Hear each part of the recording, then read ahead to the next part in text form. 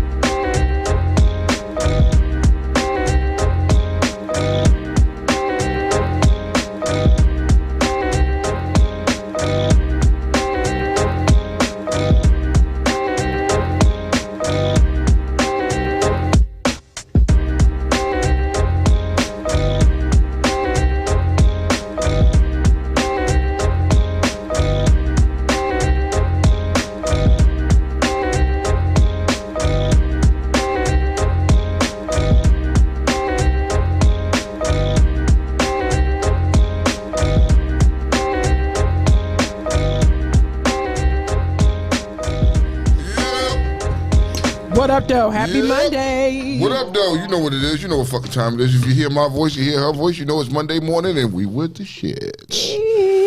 How y'all doing this morning? How you doing?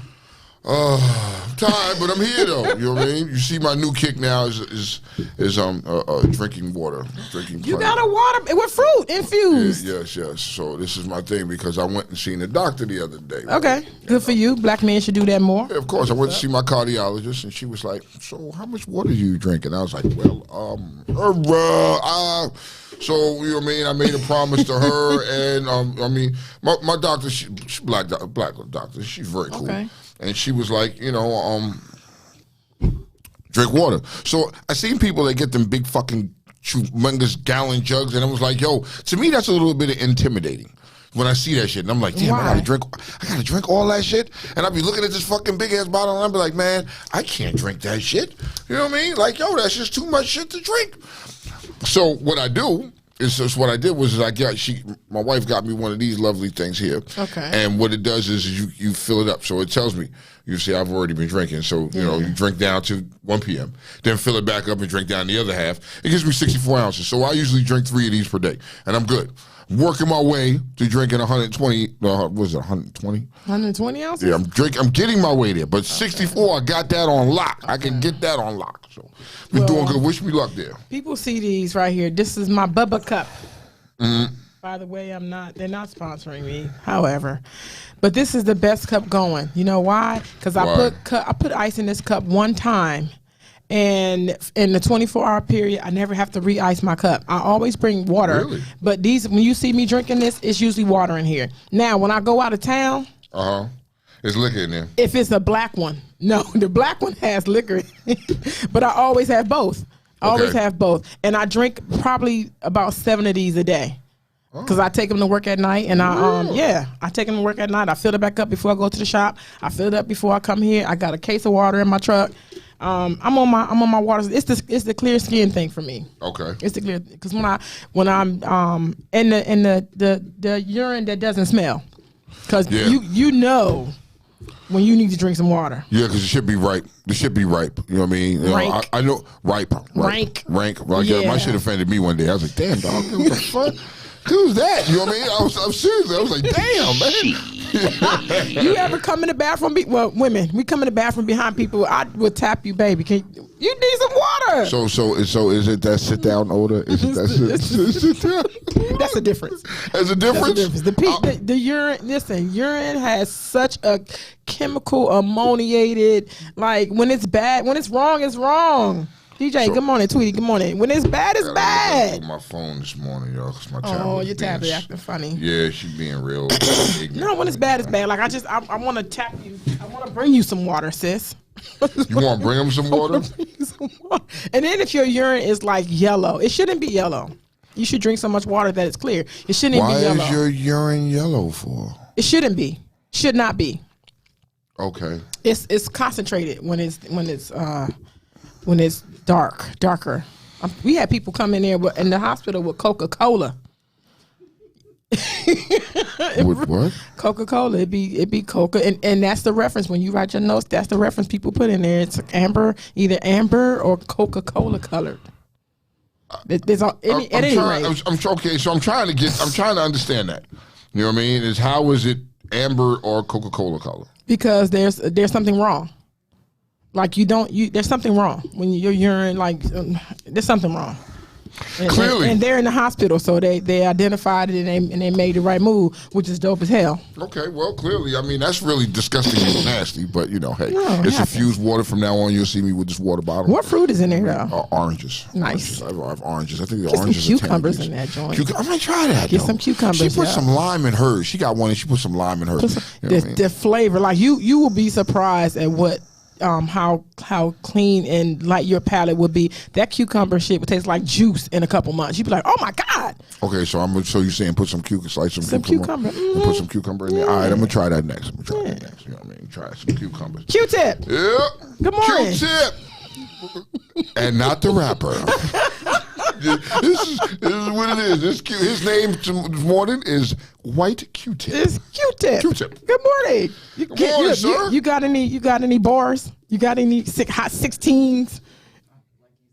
You can't rap. Oh, he says no. No, he ain't the rapping Q-tip. He is not the rapping Q-tip. So, let's get this started.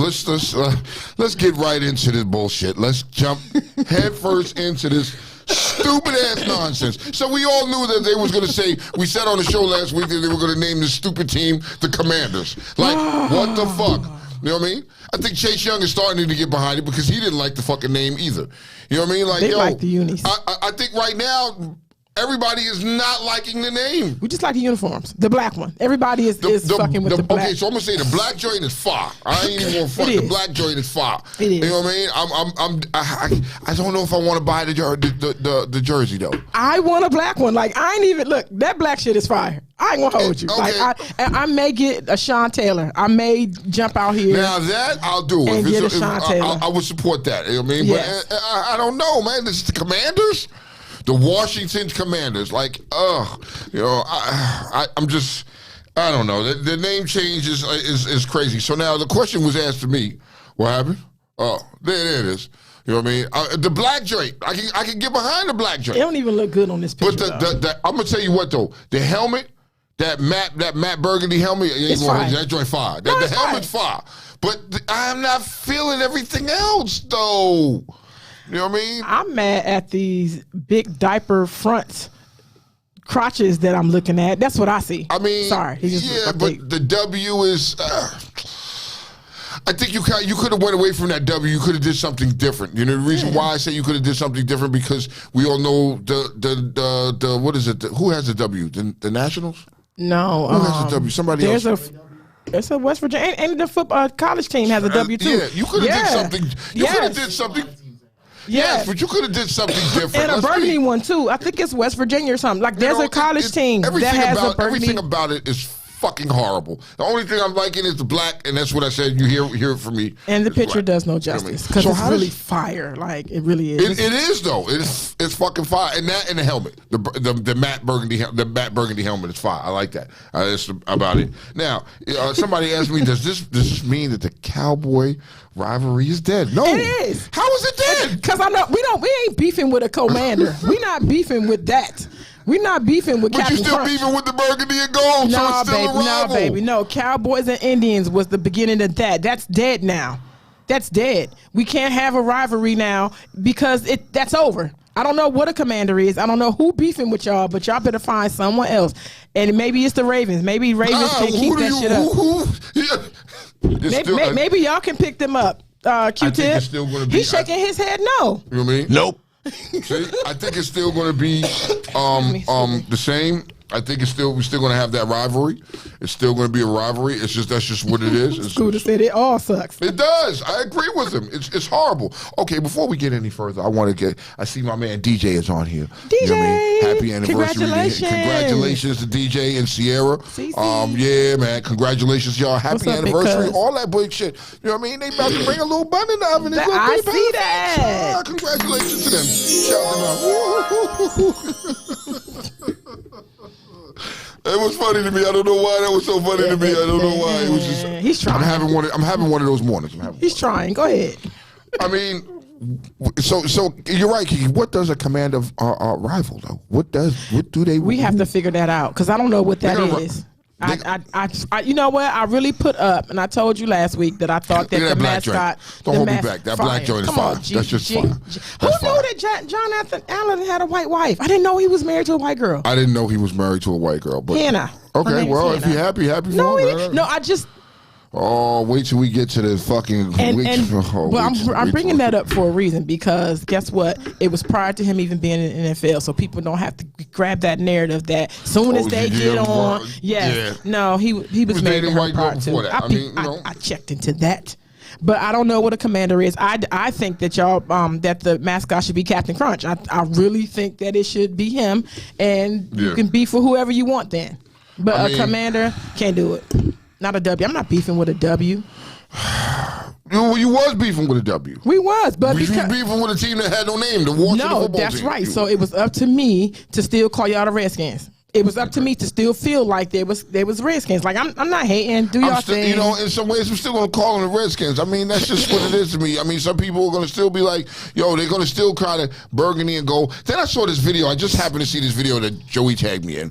That these niggas came up with a new motto for the joint, and it was like, I just had to give Joey the look like the fuck, really? It was some stupid shit. I'm not even gonna repeat it. You know what I mean? It's on my page somewhere. Joey tagged me on the joint. It's just stupid. Wolf said his Commanders is no worse than the Oilers, and somebody said they're gonna make up a superhero. Just watch. I'm not even gonna, you know what? I'm not even gonna hold you for that. You know what I mean? They are going to do something stupid. It's going to be something stupid. It's either going to be a superhero or it's going to be somebody in a uniform. It's going to be some type of dumbass mascot. It's just going to be dumbass, period. You know what I mean? It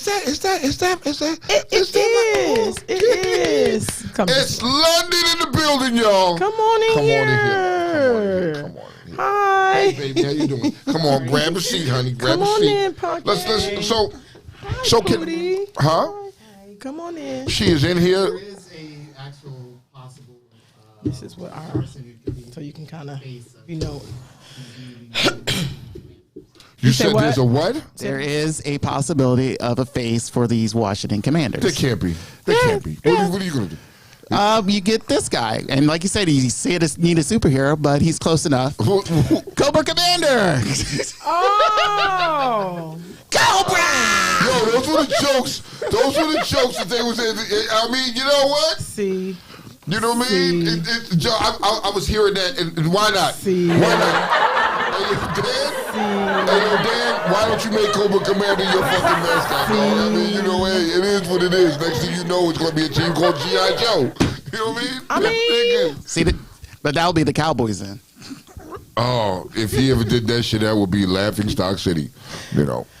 Okay. How I see it is y'all still have we have 2 more years before they decide they want to change it again if this doesn't fit. So yeah, you got 2 more years. But I don't think that's going to change. That's going to be it because there's too much. There's too much you got to invest into the marketing side of it. First the bullets, you know now this. I like the bullets. Like when they was the bullets, they that was the name. That was the name. And they acted. They acted like it. And now you have a team that later for that though. You know. So let's jump right into this motherfucking Brian Flores shit. Let's just get into it. Jump right into this because you know. We know how you feel. No. My opinion is I think it was bad. This whole situation is bad all around. Okay. So you got to say what the situation is. Okay. The situation is Brian Flores was fired pretty much a week after the season ended. Yep. It was the biggest shock for not just Miami Dolphin fans, but just throughout the NFL because of the fact that he was only in for 3. He was in for 3 years. I think he signed a 5-year deal, and the 2 seasons he had, he was above 500. Mind you, they had, the Dolphins had some struggles in the beginning of the season, but going into the rest of the season, they were pretty much playing some decent football. They missed out on the playoffs, but still, it was like they were improving. Yeah, and it looked like they have potential to do something. Credit being to him. Yeah, correct. Then all of a sudden he gets fired. So it was like, okay, that's a shock. So we leave it at that. Then all of a sudden it was like, okay, Black Monday shows up, and all these coaching head coaching positions were available. So me personally, the ones that I felt that he was had the opportunity to go to was the New York Giants. Even though he had availability to be in other places, but I felt the Giants would have been a perfect fit. Next thing you know, Giants end up picking some other dude. Brian. I don't care. Daboll. Yeah. So he ends up getting the job. Yeah. The funny thing, though, was Bill Belichick texts Brian Flores. Yep. And ends up stating, it's like, yo, I hear you got the job. And I was like, and the text reply, Flores says, I didn't even do the interview. I don't think I'm the right Brian here, which I've been confused from sometimes. And Bill Belichick text you too? Oh yeah, his name is Brian too. So the thing is it's like it gets to the point where it's like, oh okay, hold on to that. Now the thing is like everyone thinks that it was a mistake on Bill Belichick's part, but Bill Belichick's a smart dude. So he said, I fucked up. Sorry. Yeah, he may have fucked up, but really he kind of he wanted to expose that bit. So in addition to, yes, there's some strategicness. No. Yes, there is. No. Yes, there is. Okay. So the thing is because the NFL got aware of it. So, and this led into where Brian Flores is now doing a class action lawsuit to not only to the NFL, but to the 3 teams that pretty much dissed him. One was the Dolphins, of course, the New York Giants, and the Denver Broncos. So now the reason why the Denver Broncos is because when he went into for the interview for that job, Brian Flores stated that he went there and pretty much waited for over an hour. Yes. To be interviewed. And they were drunk and hungover. And another executive comes in all drunk and acting a fool and pretty much looked at him and was like, and Flores, I'm not getting this job, man. I'm just like, no. And then he just pretty much left. So right then and there, it's like, he proves to the fact like this whole the Rooney rule. Rooney rule is complete, utter bullshit. Well, that's clear. That's clear because you have a big ass cookie in the NFL with one chocolate chip in the middle. That's right now is Mike Tomlin. I really feel like. I'm sorry, I didn't mean to cut you off. Here's my question. Can I go to question real quick? So, is it fair to say that the Rooney rule, they keeping Tomlin on because of that? No. No. Yes and no. Is that, I was going to say yes and no. Okay. Can you hand me that bottle right there? It is in the middle. Okay. Yes. I believe that when the Rooneys did it, like I believe that the Rooneys did it trying to be ahead of it, trying to do the right thing. Okay. And I think that everybody else that wasn't a part of that or wasn't down with that did it just because of the rule. I think the Rooneys are keeping Tomlin because he's good, and I believe that they are not racist. You understand what I'm saying? I get yours, but here's they're good. They're good family. Okay. No, they're call us. Here's the thing. Here's how I feel the Rooney rule is. It is pretty much, you see him as like affirmative action type of thing, and things like that. But really, it's supposed to sort of like, look, give black coaches who've been coordinators or assistants for so long, and just give them the opportunity to be looked at and interviewed and have an opportunity, and pretty much have an opportunity. But there's a loophole in it. But there's a loophole. So pretty much the loophole is like, just if they show up, we give them the invite to have them show up. That we did what we did. And pretty much the teams that had their head coaches, I know there's a couple, I think pretty much all are almost filled. And I know the Houston Texans are thinking of hiring Lovie Smith, which is great. Yeah, he's coming back. Yeah, but he's coming back to a mess. But still, even I despise what Houston did. Firing, the coach who was black, he used to be Ravens assistant, and, after just 1 year. And it's like, why did you hire him in the first place? So, but the thing is like, for something like this, to where you had at least 4 black head coaches, reduce it down to 1. And I saw this on another podcast called No Filter Sports, which is on the Rip Radio app, mentioned the fact that about 14 years ago, Lovie Smith was one of them. Yes. We had 2 black head coaches facing each other for a Super Bowl title. Yep. Never happened.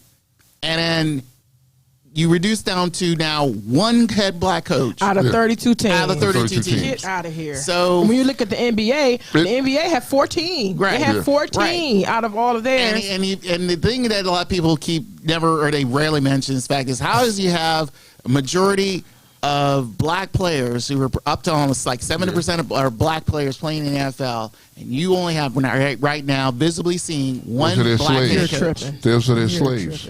Maddie said it. She said it. Mentality. It's a slave mentality. Look at it. It's like, this is a plantation owner. He owns a plantation. And what did on the plantation they had? They had niggas working for him. You know what I mean? And they went out and got superstar niggas that can produce. If you look at that mentality, that's the way it looks like. If you look at it from that, that's how it looks. I mean, but if you look at the company that's serving, or the players, literally and figuratively, you look at the players, right? Yeah. Why wouldn't you want someone that identifies and looks like these people to at least be a part of these people? You know what I'm saying? So, how did you come up with that these people aren't qualified when I'm qualified to make you all this money on the field? Yeah, but Kiki, it's part of the Good Boy Network. It's the Good Old Boy Network. I'm gonna keep it. I'm gonna keep my kind there. You know what I mean? That's what it is. Yes. They're all. Think about this, because that's what I felt like when the Giants hired their head coach. Mm-hmm. You pretty much brought in a guy who was the same guy who looked like the same guy you just fired. So why did you bring him in the first place? Facts. That's insulting. So let me ask you this about this whole this situation with Brian Flores. Is this his last coaching job? Was the Dolphins his last gig? I hope behind not. This. I hope not. I hope not. But then you have to look at it like Kaepernick. Kaepernick situation. Well, no, I wouldn't. As of right, let's say this. I wouldn't treat it like that as of now. But I feel it's like the NFL. If this is how I view this. How could you bring in Jay-Z and try to promote, equality and all that stuff? And then you're doing the same thing the reason why Kaepernick left. But did they bring in Jay-Z? Or was that just a, No, my viewpoint is, look, you want to keep Beyonce on your Rolodex. That's how I feel. Facts. And I just think that it's like, look, this is complete bullshit. You're going to continue doing the same bullshit. I mean, there's I have reasons why, I don't understand why the Jaguars didn't hire Byron Leftwich. He's a really good. Yeah. He's been a good coordinator. I don't know why the Raiders even think about bringing in Eric Bieniemy. Dude, this guy's been whipping your ass for 4 years. Heading the top offense, and you didn't want to think of you didn't want to bring him in, but you bring in Josh McDaniels, who was a nut job in Denver for 1 year. I don't understand these things, but then, like you said, it is these owners. That's what the problem is. And in addition to where you bring in GMs, and it's surprisingly enough, and we don't have black owners. That too is a problem too. True. Yeah. Hopefully there'll be one. Jay-Z. Not Jay-Z. No, there's a guy who's trying to buy the Denver Broncos. He's pretty much competing with John Elway and Peyton Manning for the spot, but. That guy. I think he'll get it. I didn't know he was black. So with all of this going on, do you think it'd be better that he get it? With everything going on and being exposed right now, because Brian Flores is exposing some shit. You know what I mean? Like, here's a question. I'm sorry. This is a question. Okay. Because there's so much about this shit that's fucking with me. It's fucking with me so much. It's like, should we change? Should the NFL change their policies pertaining to the draft? Because Brian Flores made the comment and said he was asked to lose football games on purpose. Yeah. We're going to give you $100,000, lose football games so we can get a draft. And I think that, and that's because you have some of these teams. Yes, you have some of these teams that have a shitty season on purpose and win no games. Do you know what type of how that lowers morale for the players who aren't aware of stuff like that? Listen, you can tell those games when people, you can see when they fall off, or you can see those type of games. That's why Detroit told them to suck my what's the name, because they won that last game. And everybody that watched that last Detroit game said, why? So you can celebrate for 1 week. Like the people. It's integrity. So it's integrity of the game. Is it fair to say that Detroit was on that bandwagon? Do you look at these teams now and think they're on that bandwagon? Forever. I mean, for any team. I'm not just saying your team. I'm just saying here's the thing. But come on, because it's not working. Like your records is right sucking. there. It's not working. Look at the Jets. Look at the New York fucking Jets. No, the Jets came off. They came off last year. They came off. Their quarterback is good. They got some good. But again, it doesn't matter. They're still in the bottom of the barrel. I mean, as well as, and you're looking at But so were the Bengals 2 years ago. So were the Bengals. Come on. But the Bengals are different. They at least they were fighting. They know what Detroit fights. I don't care. I mean, like I said, I respect Detroit. I like what they're trying to do, but at the same time, it's like you have whatever these other owners and GMs, whatever their mindset is, to where they say, "Hey, let's lose some games so we can get in a proper playoff position or draft position." And really, it's like, really? I mean, mind you, we hear that all the time, and we say it jokingly. It's like, oh, and especially when media reporters start saying about, it's like, oh, they need to lose this so they can get a better spot in the draft. And that's the problem right there. Yeah. That's the problem right there. So now you becoming last, because now you look at Cincinnati, which 2 years ago didn't win but 2 games, and now they're in the Super Bowl. Is it fair to say that they need to change and follow the NBA and make it a lottery? No, don't do the lottery. Why? The lottery is just for show. The NBA needed something to help promote themselves, and I felt the lottery is a joke. I think the draft is a joke. The draft is, mind you, let's say the presentation of the draft, NBA or NFL, is a complete joke. Because all it is just it's like, look, I'm going to say, again, fans will watch and want to know what their team picks, but it really is like, we don't know half of these guys you're bringing in, and we don't care. But the question that I'm saying is are we going to make it fair? You know what I mean? Because he has validity to what he's saying, that, yo, you offered me $100,000 to lose football games so we can get a better draft pick. Right. Is there some way? Should they come up with some way to safeguard against that? This is where the NFL. This is where the NFL has a problem. They pretty much govern themselves. And if you bring in the federal government, which the government has got intervened before, there will be some huge problems. Oh, well, maybe and the thing is like, once I feel it's like if Brian Flores' class action suit progresses the way it should be, and people should get on. Yeah, this will be a huge problem for the NFL, because he will be exposing a lot of things that needed to be exposed. Facts. And pretty much certain people will be literally fired. Hopefully Goodell, because he needs to go. Yeah, of course he needs to go. He's the ringleader for this shit. And in addition to that, it's like a lot of NFL owners will be pretty much be in trouble for this, because pretty much, again, the NFL, a lot of people forget this, is a nonprofit. It's technically a nonprofit. Well, listen, all the money they make is all the money they make it is nonprofit. So that's why they keep claiming it's like, it's a $1 billion nonprofit, which is very highly rare. And the NFL, again, that's an oxymoron. Yeah, it's an oxymoron, and they feel like, look, as much as you guys making this money and what you're doing, you're pretty much cheating out the consumer of what you're doing. Yeah, so it needs to be exposed. And at the end of the line, at the end of the day, I hope his suit moves forward and exposes all of these motherfuckers, like everybody. And man, we get some changes and make it fair for us. I have two things that I have to put on the table. One, I wonder if you guys believe that the damage control button will be pushed, and now all of a sudden black coaches will start popping up, because not all the positions are filled. Right. That's one. And number two, do you believe that I had number two.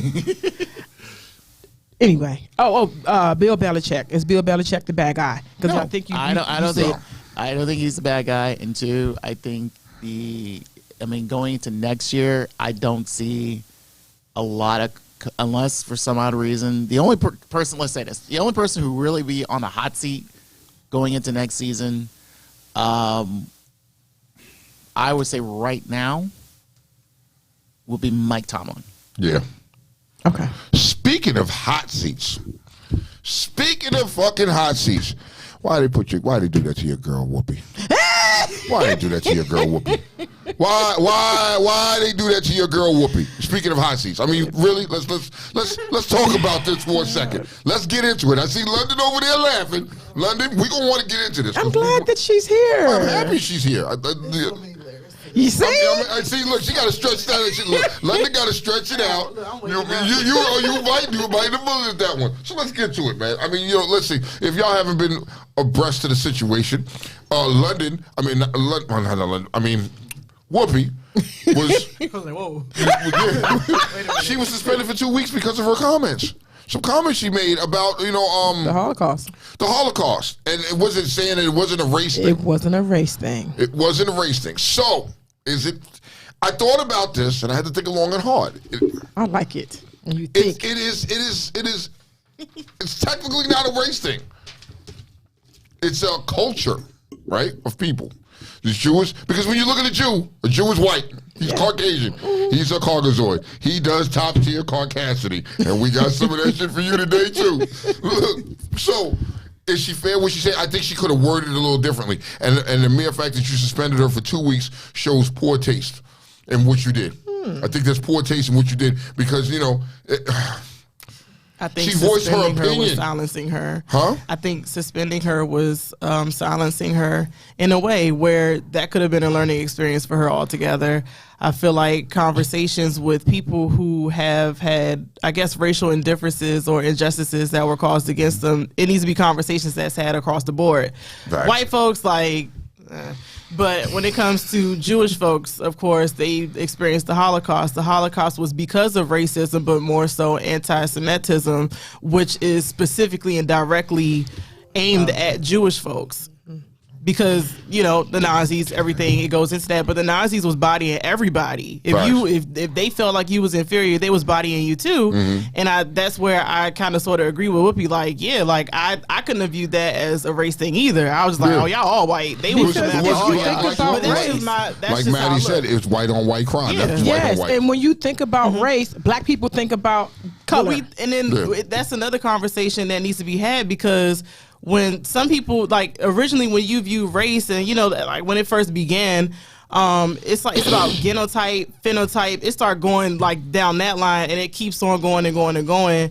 And people's ideals in regards to race or surrounding race is always going to evolve. Mm-hmm. It's always going to have that base root definition of discrimination and people hating you or thinking that you're inferior and that they're more superior than you, and then it goes into systemic racism. It's literally layers to all of this stuff. So I say again, I think that they should have kept Whoopi on there.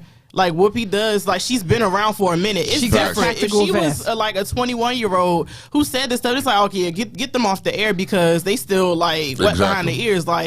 Let them sit back for a minute, let this calm down, and let this be an educational moment. Yeah. But it's Whoopi. Yeah.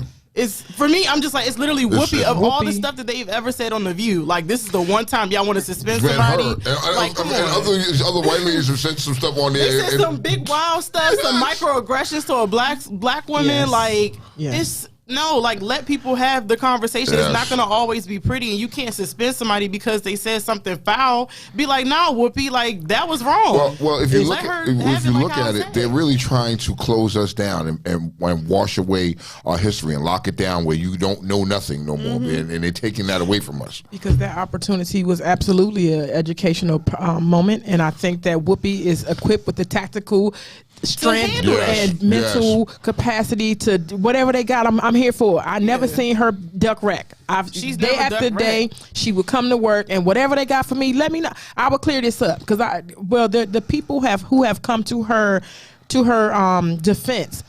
a lot of white people come to her defense, like, nah, she ain't like that. It's just, it's misconstrued. But then the people that was against it, they needed something. And I feel like I need to ask, do y'all really think that they're going to cancel this chick? Like, is cancel culture what is brewing? It's like, Lord, if they cancel, first of all, I'm going to be pissed because I'm like, once again, it's Whoopi.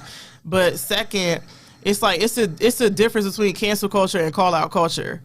And like, come on, people like there is no gray area between cancel culture and call out culture. So it's what always is this cancel. right here? What is this? This one Deserves like, what? What do you think the Whoopi? This one, it does deserve the call out because she did make a comment, but it wasn't out of like malice. Out of malice. Her idea of racism was based upon the idea of the physical discrimination of which we face. Ours is like, it's physical, it's cultural, it's systemic, it's everything. It's a lot of stuff that we don't know about the Jewish folk. Like, I'm sorry, it's the only thing that I know about them is the Holocaust, but they do have another huge chunk of history that isn't taught about. I only learned about the Holocaust when I was in school. That was it. But see, now they wiping that out in school, so you won't be learning about that no more. But we won't, right, unless you really look this stuff up. So it's just like they should have went ahead and had some Jewish folk be like, all right, they could have made a whole documentary about this and be like, look, Whoopi, you said some horrible stuff, but like, this should be a learning moment because it is Whoopi. Yeah. Like, she's not one. But they're not looking at it like that. They're looking at it. What they're looking at it is a black woman, and she's saying these remarks.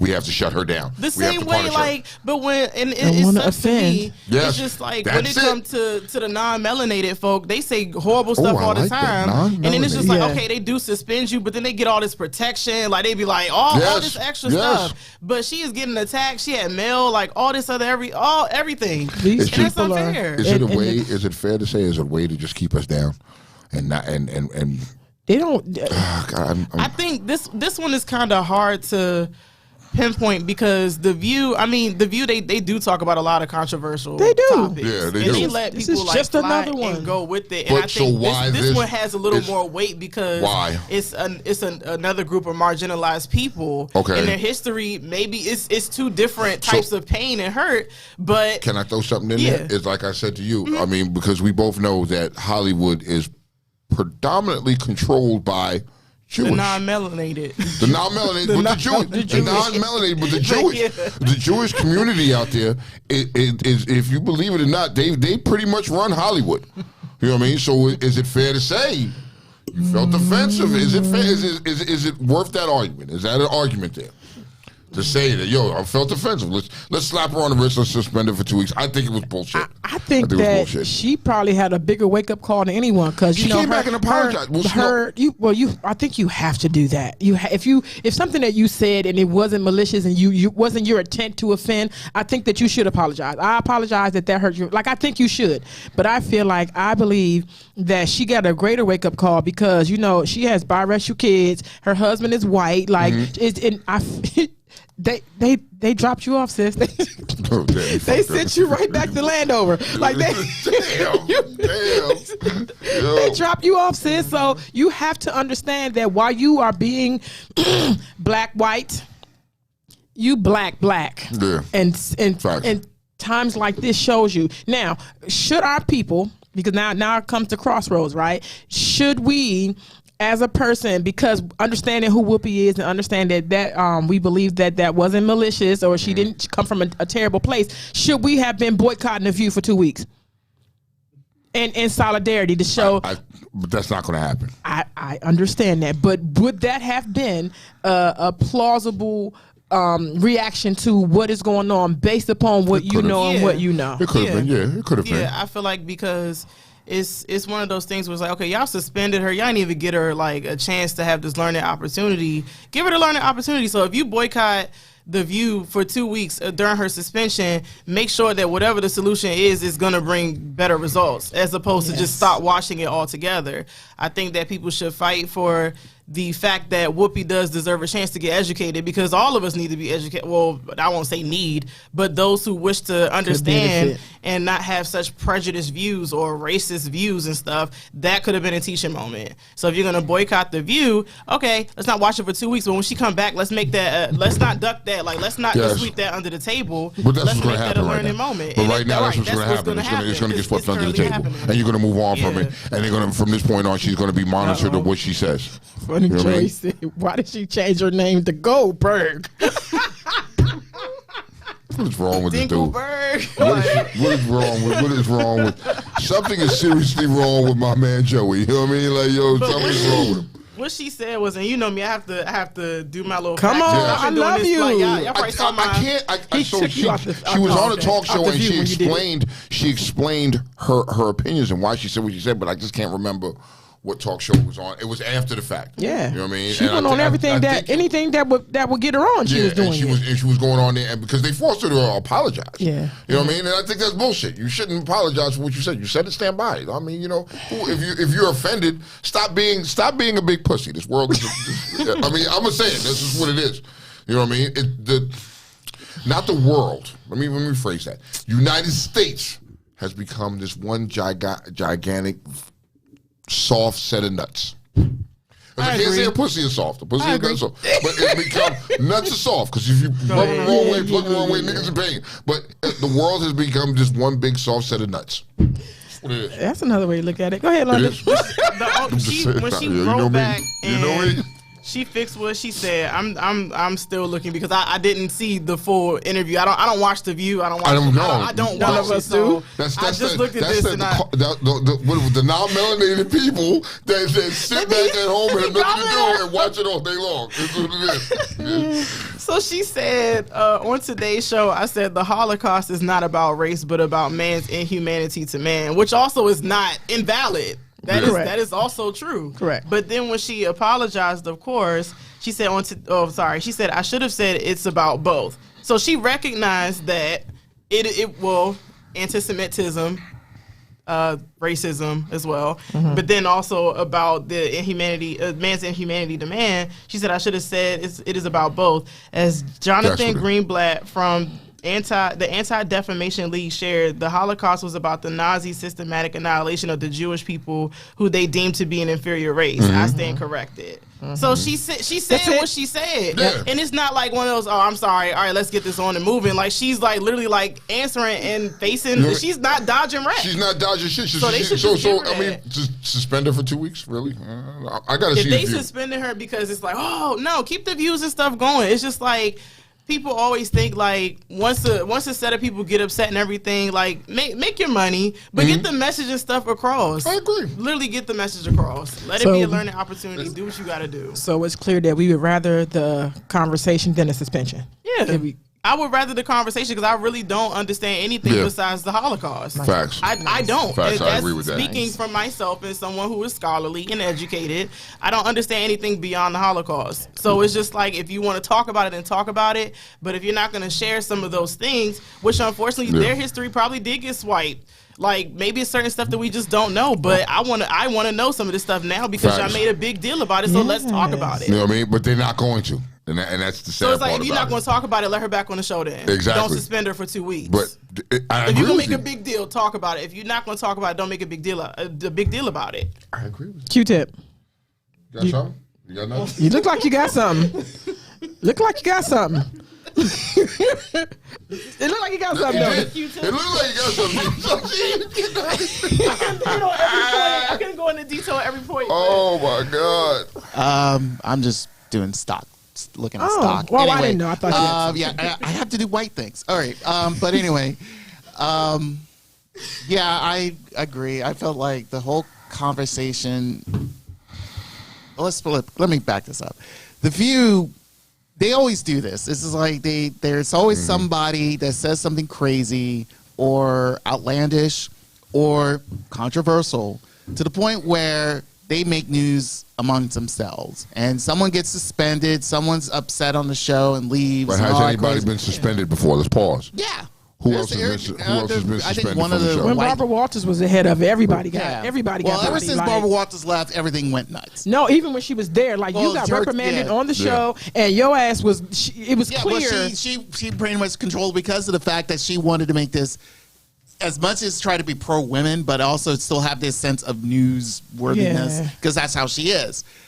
I feel like ever since she's left, everything went completely nuts. It's open to interpretation how you think the show should go. Yeah, but I think with Whoopi, it was like I didn't disagree with what she said. Okay, and I kind of agree where London State is like, look, There's a lot of young people who feels like the only thing they know about Jews, and especially around that time frame in the 40s or 30s or the 40s, was the Holocaust. That was it. Every time, and then the thing is like, okay, can we talk about this? I don't feel safe to talk about this right now, so let's silence this right now and keep it moving.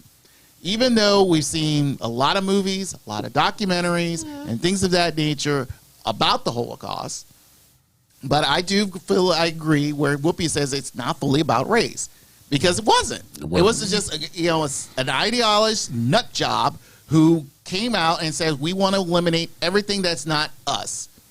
That was it. This is a wonderful time for this to happen, Dan, because honestly, you do understand that when you first learn these things in your youth, you have one understanding of it, one way of thinking. Same thing with slavery. You know, when you watched Ruth as a kid and you did all of that stuff as a kid, your understanding was different.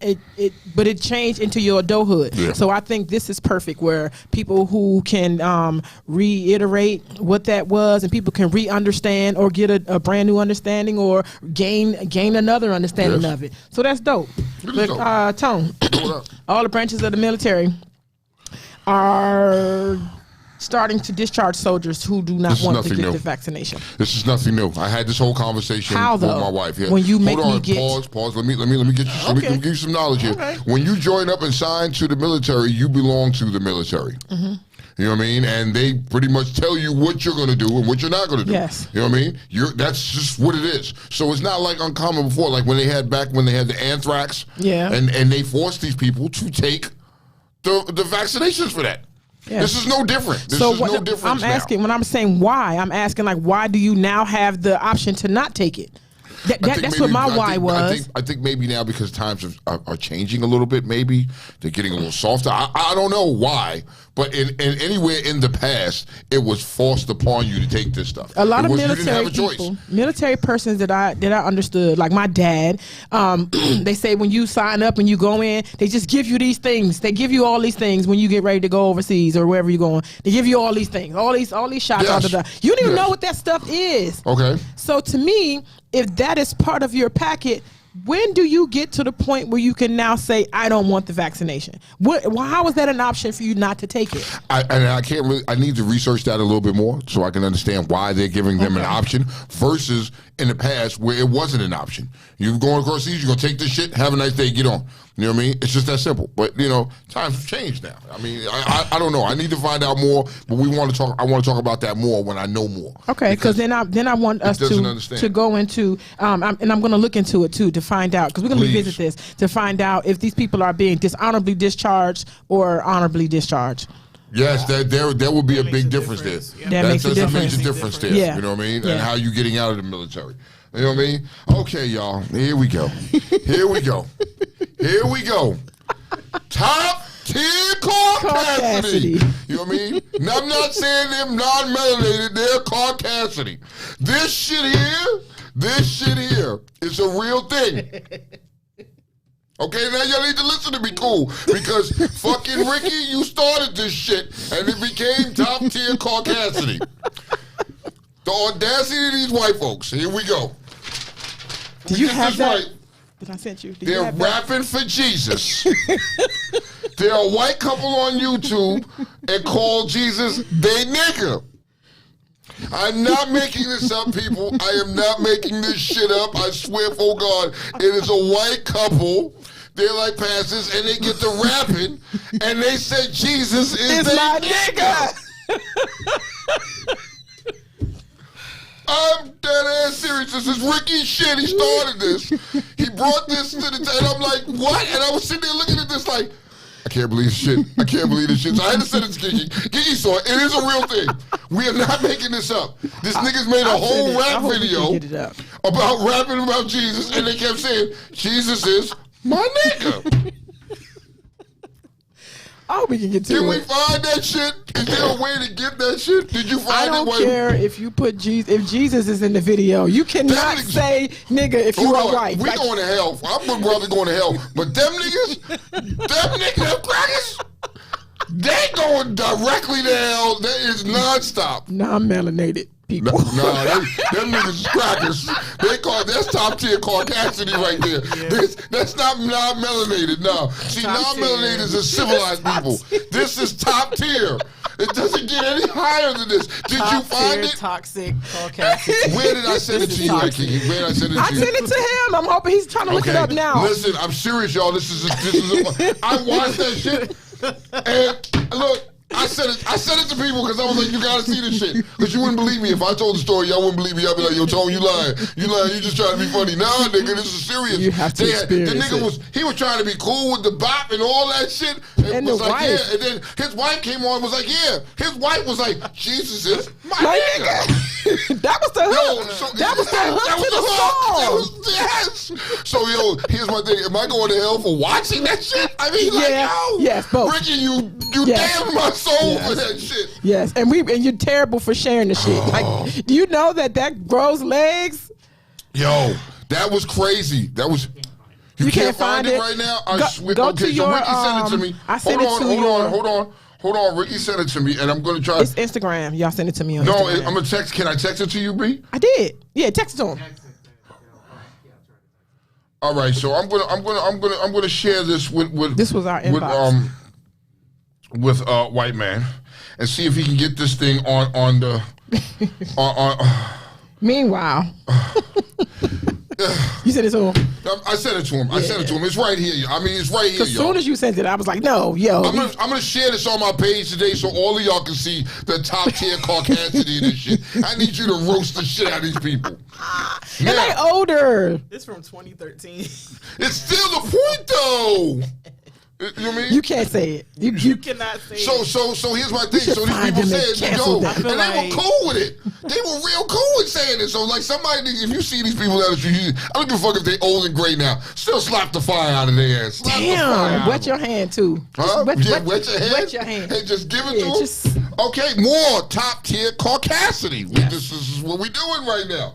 A Texas parent wants Michelle Obama's autobiography removed, claiming it makes white girls feel bad. Hold on. She said that the book makes, look, she said that the book makes white girls feel bad about the way that they speak. Mm-hmm. You know what I mean? I can't. The way that they speak, how? Really, nigga? There you go. That's it. Really, nigga. They called it leftist indoctrination. It's the term that's being thrown around. Said the book unfairly paints Trump as a bully and it shames white girls. Yo. This and you want it removed. Yes. But so is it getting carried away? Shit has gotten completely carried away now. I swear on everything. Hold on. I got more. Is this Texas parent a white man or a white woman? Because I have several. It's a white lady. It's a white lady. Okay, thank you for proving that because we all knew. It was Caucasian. We all knew. I got one better for you. Hold on. You got it? He got the video. Hold on, y'all. We're going to play the video for y'all now for y'all to see it. You know what I mean? This is not the views of Real Talk Uncensored. It's not. Thank you. Jesus, don't get me for this one. Jesus, it's not me. You get me for other shit I did. Don't get me for this one. Baby Jesus, it's not me either. Hit it, Q-tip.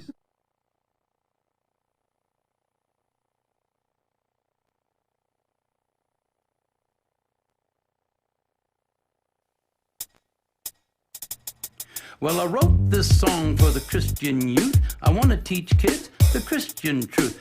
If you want to reach those kids on the street, then you got to do a rap to a hip-hop beat. So I gave my sermon an urban kick. My rhymes are fly, my beats are sick. My crew is big and it keeps getting bigger. That's 'cause Jesus Christ is my nigga. Woo!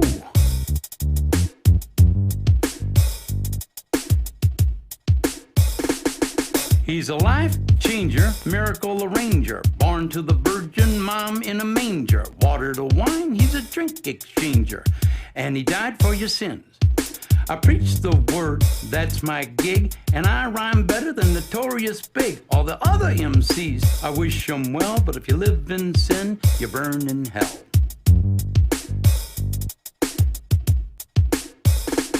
Now I'ma pass the mic to my lovely wife. She's a fly MC and the light of my life. So to bust a rhyme without further ado, take it away, Mary Sue.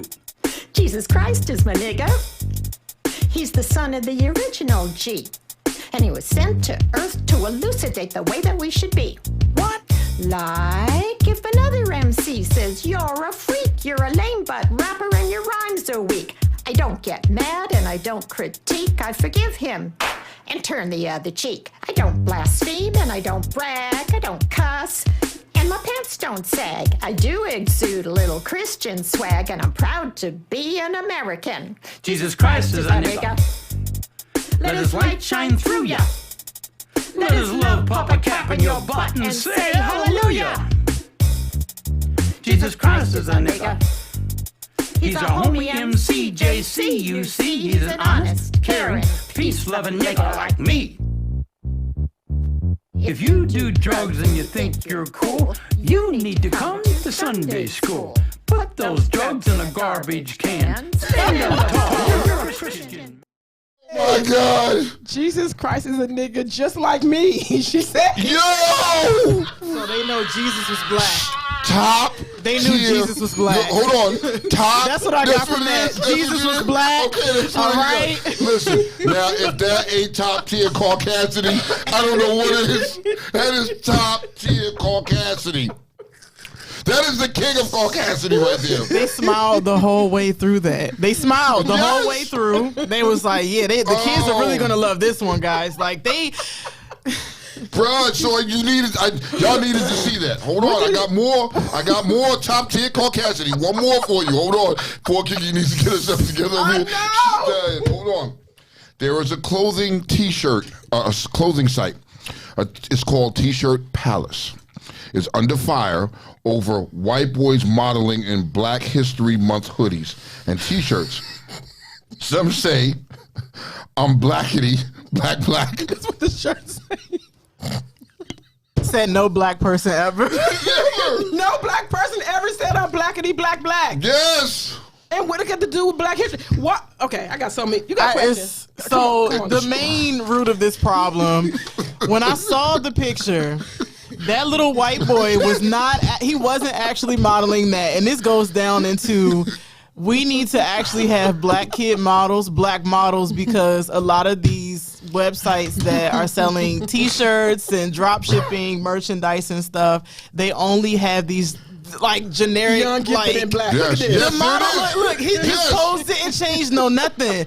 It's like you have to. The root of the problem is that they have to get black models for this, like black kid models. Black Where every come month. on, now. I'm black every month, but this month I'm blackity black. And that is so Come tacky. on. Yes, this is what It's they tacky. doing. It's tacky. This is Not top only tier is caucasity. the merch is trash, they need to get black models because they only have the generic white models. Like that's the problem too. But then the shirt is ugly. I don't say I'm blackity black extra this month. Like I've never said no black person ever. I've never said that. You know what I mean? I just woke up. You wake up this morning and say, "I'm really blackity black today." No. I woke up like this. Like even then that wouldn't have been acceptable. Man. I want to take a temperature of the room real quick. Like, how are you after watching that video? How are you? Let me take your temperature. How are you? This is why I don't go to white churches. Look, Exactly why I will never go to a white I'm about church. to go to church and get down and pray. I'm sorry, Jesus. I'm sorry. I'm not going to no white church because if this is what y'all got to offer, it's like. Yo, it's unbelievable. Okay, so hold on. We got stupid shit now. Come on. We can't say it. We gotta say it. It's just, it's stupid shit. If you know stupid shit with colored people or whatever, you come let us know. It's a stupid shit now. 40 people fight in Golden Corral because the person in line got in front and took their seat. The steak. They took their steak. Oh. Yes. Is this camera on me? Yes. That's stupid. Yo, you're in Golden Corral and the nigga took your steak, so 40 people get to rumbling in there over one steak? Can y'all guess what color they was? They was in Golden Corral first. Oh, so my can you just God. guess? No, I don't want to guess. You know, okay. I don't want to guess. Moving along. I don't want. Listen, they probably knew. Melanated people. This sounds like some melanated people shit. But it could be Caucasity. It could be Caucasity. It could be. Uh-oh. We have video. Oh, Lord. This is good radio. We got video. I love it. If it's gonna ruin Black History Month, I don't want to see it. I don't want to see it. Yo, Black History Month. I don't want to see I it. think about stupid shit. Yo, It don't got a race. that was stupid shit. You fighting over a piece of steak. Bro, it made the So you news. said it was 40 people. That means it was an all-out brawl. What was all y'all gonna Everybody was mad. Yeah. Oh my God! Let's see what the hell happened. Roll that beautiful bean footage. Wild food fight. Look at our God, our poor black people. This, you know what I mean? Whenever you hear stupid, look at they beat people with the high chair. They having high chair sword fights. Oh my God! Really? Really? Did somebody got the table? Come on, yo. Yo, it don't. Come on. It was just. If I work there, you think I'm gonna sit here and stand behind I'ma 10 sit back high and watch chairs, these niggas bro? kill I'm gonna themselves. pick and choose my battles. I'm getting out Let's of there. be clear. The Golden Corral steak is not that good. No, It's not like no, that. why y'all fighting? Oh my! Maybe it was the last one. Does that make a difference? It doesn't matter. It It's a doesn't. buffet. It'll come back around. It's gonna come back. Just give it a minute. You can't even look at this shit. Really? That steak had Really? better been. Listen, Look, so this they is must just have known stupid that shit. Look at worker. the white people like, I'm getting the fuck out of here. The whole white guy's like, I don't want no parts. Look at the Look at the worker. worker was like, I'm out of here. The worker- Fucking with it. me too. So it's here's the thing. It looked like a little bit of everybody in there fighting. That's just stupid think shit. so. That was stupid shit. I can't say that was just stupid shit. Unbelievable. What? That steak had better been like top tier, blackity black, and not caucus. Was that steak blackity black? Was it blackity black? Was it caucus? And so once again, that was more stupid shit and top tier caucasity for your morning. You know what I mean? Now, Rudy said that was the OK Corral. KO. Can I hop on? Can I ask y'all a question or something real quick? I mean, you know, a couple months back we talked about Nick Cannon and was like, yo, you know, we felt because he lost his baby, you know what I mean, and his baby died, and we're still sympathetic behind that. Mm-hmm. But somebody needs to neuter that motherfucker, Slim. I need He some. needs I'm to just get saying. snip. You know what I mean? 8th kid, and now you've out. You trying to impregnate everybody. Everybody. You got 8 fucking kids now. You just doing it for sport. You're fucking for sport. You're having kids for sport. Now, I get it. You have the financial capabilities to take care of these children, but will you be a major influence in their life and be there all the time and not just send the financial side of it? You know what I mean?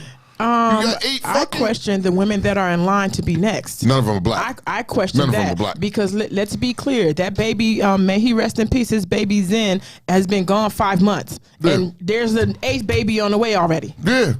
So Just I like, question the women. baby Zen died. He was already fucking to make another one. Yeah, I mean, like, I question, and every time you read about his children, it's always the X, the X, the X, the X, the X. So I question the ladies that's standing in line with a number, taking a number, you know, to find out who's next. Like I question that. I mean. Uh-oh, he got something. What you got? Oh, here he come. Here he come. he got something. Oh, Q-tip. He's He's sitting back in the chair. Give me my moment. come on. You may have it. Why is it this man tries to explain the reasoning for what he's doing? And it's kind of unfortunate the fact that his reasoning is at the time seems valid, where he said he was on the verge of dying. I remember that, and he felt like, you know, he wants to maintain a legacy and things like that. And that's when, at first, all I knew was him and Mariah. That was it. Now I'm kidding, like you said, your 8th kid, your 5th or 6th baby mama, and I'm like, and that's the point where I have a problem with. You're not marrying these women. You're just fucking them with a fuck them. You impregnate them to impregnate them. And you claiming it's like you're trying to stretch on a legacy that where you know by well is like, are you really capable of financing 8 or probably more kids down the line? If you're trying to create this whatever pseudo village you're trying to create, trust and believe he's going to have major problems financially, you know, after all this. Is he being irresponsible? He's beyond irresponsible. Is he? Everyone is he think because building here's his village. Well, Like, is hold he- on, here's the real problem. Here's the one real problem in this, and I think it's among the culture that he trying to represent. Ever since 1994, I believe, Magic Johnson was able to survive AIDS. Pretty much everyone has been fucking raw for God knows how long. and completely forget the facts about AIDS and whatever STDs or STIs that comes with it. And somehow he's like, well, I'm Nick Cannon. I got the super sperm. I can impregnate you and all this stuff. But dude, you have fucked. Yes, I'm using that word literally. You're just fucking him. You're not loving him. You're not really loving him. Yes, it's Monday morning fucking. That's all you're doing. Oh my God. Oh God. And to the point where it's like all you're doing is it's like, really look, you've had so far what? 4 babies in a span of 3 years. Mm-hmm.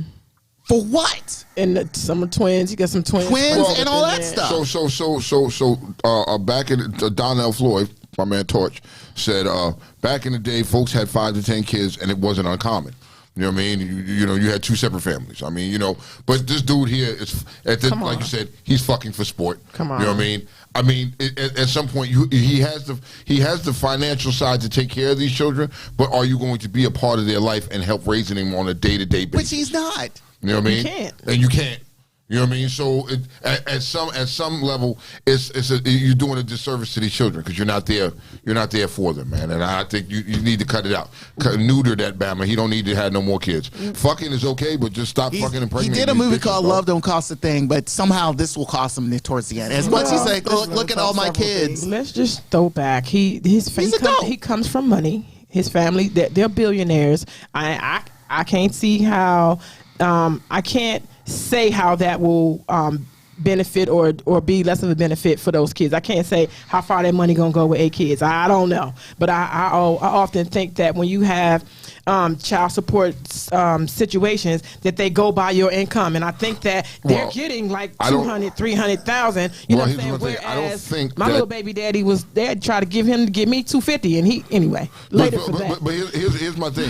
Here's my thing with that. I don't think at this point or at this I don't think at this point that they're going to go after him for child support because he's going to do it. He's going to pay them. He'll do it without having to go through the courts. I think that's what's going to happen to him. You don't think that somebody going to get pissed off that you got another baby right behind me? Women, come on. But these women are all in line. They know what it is. And he's going to take care of them. He's going to make sure that they fucking straight. He's really open with all of this, though. Like, I think because of the fact that he is open with it, I mean, this is kind of one of those wait and see kind of games. I'm glad you said that. So my question on this paper was, is he careless, or would you consider him to be a breeder?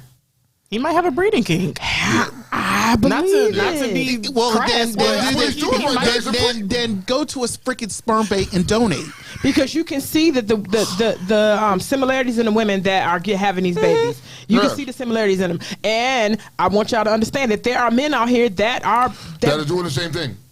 They're doing the same thing as he's doing. I know a few. They're doing the same thing he's doing, but they're broke. They broke as fuck. Like Maddie and them said, they broke. There's women out here that have broke bitches that have 8 kids and 9 baby daddies. I mean, you know what I mean? And they're still on the system. And they're on the system. And they're trying to get child support from a dude that's not going to pay you shit. I mean, like at this point, and work. So let me ask you, London. That's too much like right. Since we're speaking about breeders, London, my question for you today, and for the people that are listening, because we now into our topic for the morning. Yes. If you were asked to prove your athleticism, stamina, and smarts before you were considered to carry a man's baby, would you be upset? Ooh, I'm gonna sit back. That's I need some time to think about that, because it's like I can't. I'm like, yeah, it's been a lot this morning. I know. There's so many factors. If you were asked to prove your athleticism, stamina, and smarts before you were considered to carry a man's baby, would you be upset? If he had you to do a pickup game, I would. Sure. I mean, just. I would. Do I need to wait? I would be upset. I would, because genetics can only go so far. Genetics can only go so far. So can that? That's just. It can go both ways, because a woman can turn around and ask a man something similar. Answer the same question. But that's what sperm banks are for. If you want something specifically, go to a sperm bank, because everything like you. I don't know. This is free though. This is free. Like sperm banks cost. Like this is free. Like if Tone, would you, if you were still in the business? Mm-hmm. Or did you, when you were thinking of conceiving or conceive your children, did you have specifics as to what the child of your mother had to be in order? And I'm going to answer that question. You know what? I'm the walking testament of what my kid might come out to be like. I'm the walking proof and testament. So what do you need to look in? No. I just say no. Okay, so there's a person at my job who was like, I don't want a woman who cannot almost do a race. He's like, what's stamina? But what does that have to do with anything? The genetics don't affect that. Exactly. So that's stupid. That they need to have strong ankles. They need to have honestly, I'm the walking testament of what the baby is gonna be like. And he was saying that you have to do this test, this little hit. Did he do his test to kind of see where you are smart wise? Okay, did he do his test? So is he a man of color? Yeah. Oh my God. There it is. It's our cousin. Really, nigga? Really, nigga? Really? I mean, let's be realistic here. That's why I had to ask that question. That opens up. That's some dumbass nigga shit. Would you subject yourself to an interview? I wouldn't subject. I would not from your boyfriend? No, I would not. First of all, and his family. Oh, I'm not done. Would you subject yourself to an interview and Steph's family to try to see if you would just be the right person? Oh, Steph is watching this to carry the care and to bring a baby into our family.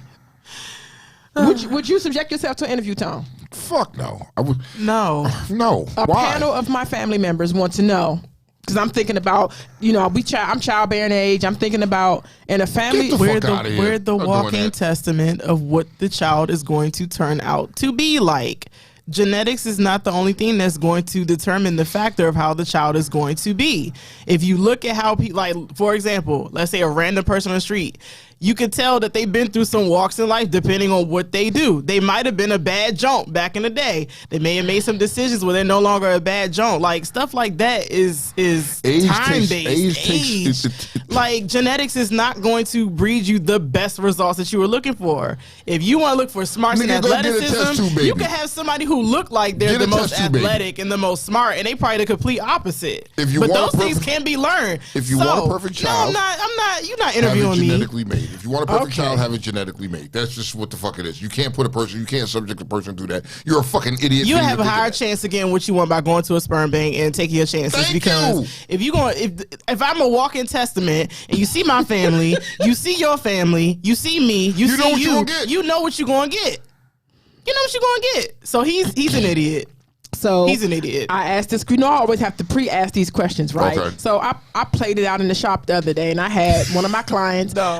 She's a lesbian, a married lesbian, and she was like, "Yeah, I'm with that. My wife think I'm crazy." Taz. She said, I'm with that. She's an Aquarius. Yeah, she said, I'm with that. She's like, I am checking. I am looking. We are having a conversation. We are making sure. We will do a pickup game. She said, we will do a pickup game. That's different. Like, I will find out, like, the heft of you, and you will subject yourself to a conversation. If it's two lesbians getting married, though, that's different. She wants the guy's sperm. So she was like, I need my kid to be a certain height.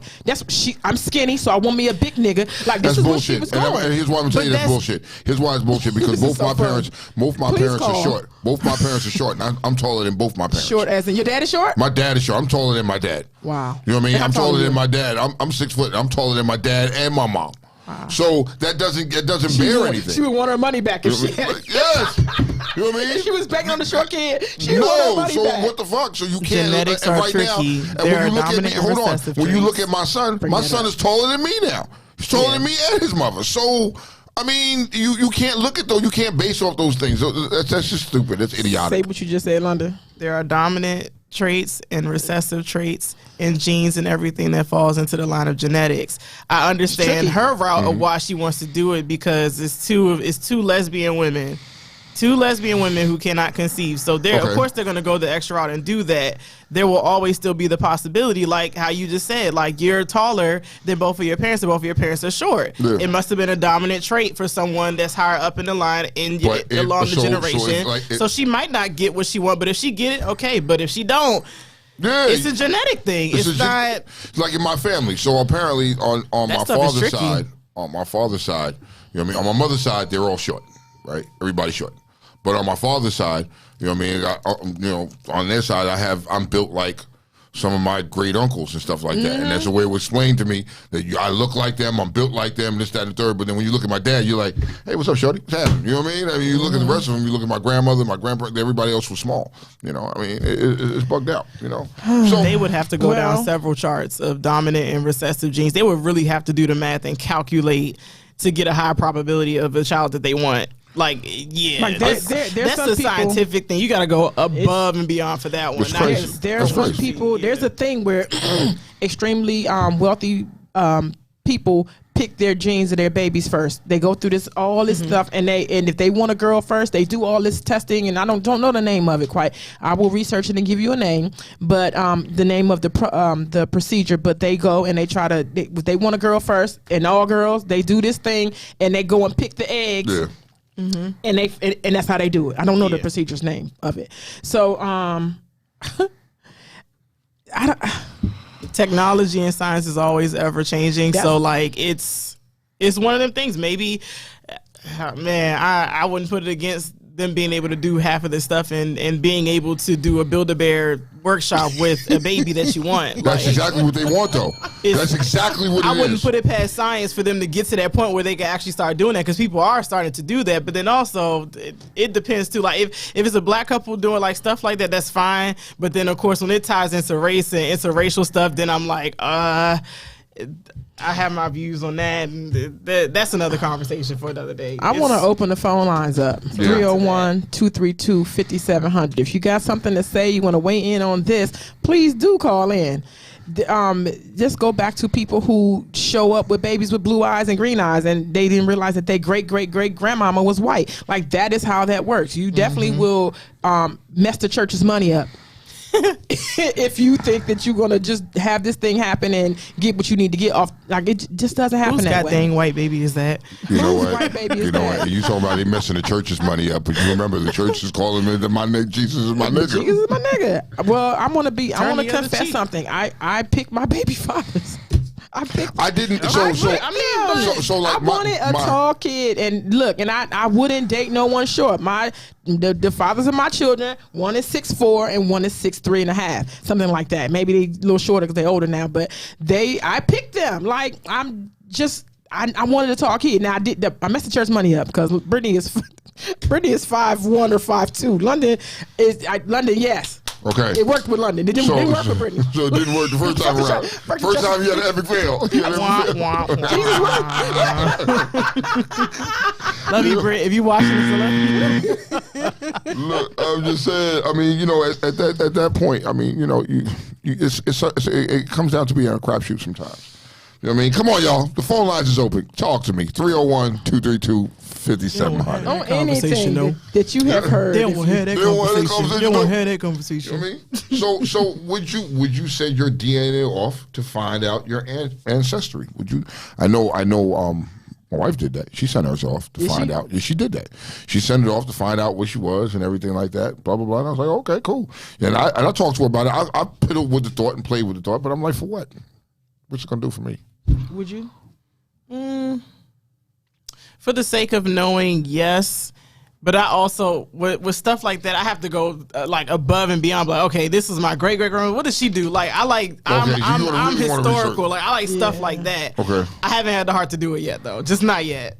Well, but it is in the cards. It is something that I would. Yep. I'm such a conspiracy broad. Like, I need to know. What if my great grandmother was like in the mafia or something and running gangs out here? And I got some money that I'm inherited. Like, I would look at it. Damn it, Duck! We just curious. I'm a conspiracy person. Like that's another way to open that up. What if I'm inherited to something, or like it's certain stuff that we just won't know unless we go and like find it. Unfortunately, we have to go find out those things. I've thought about it because my sister did it. Aunt Raquel did it, and she went and she gave me so much knowledge about our grandparents and so much about blah blah blah. However, I feel like, what you doing with my DNA after you done? Like, that too. I'm conspiracy. You're gonna clone me. You go right. If I found my doppelganger, look right. Yo, this is why people thought I stole from Target 10 years ago. Come on, man. It wasn't you, it was your doppelganger. Yeah, come on, man. I mean, you're just curious to know these things. You're curious to know these things. I need to know. So here's a question for you. Here's a question. What if you Call in, Aaron Green, and you find out that your dad, right? You went and did your ancestry, and you find out that the man that you raised you, right? That he's not your dad, right?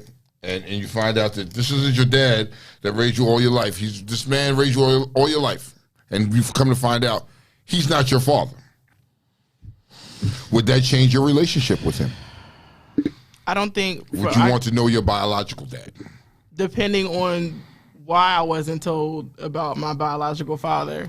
Like if my biological dad was like sexually assaulting people, I'm a product of rape, like stuff like that, I wouldn't want to know about it.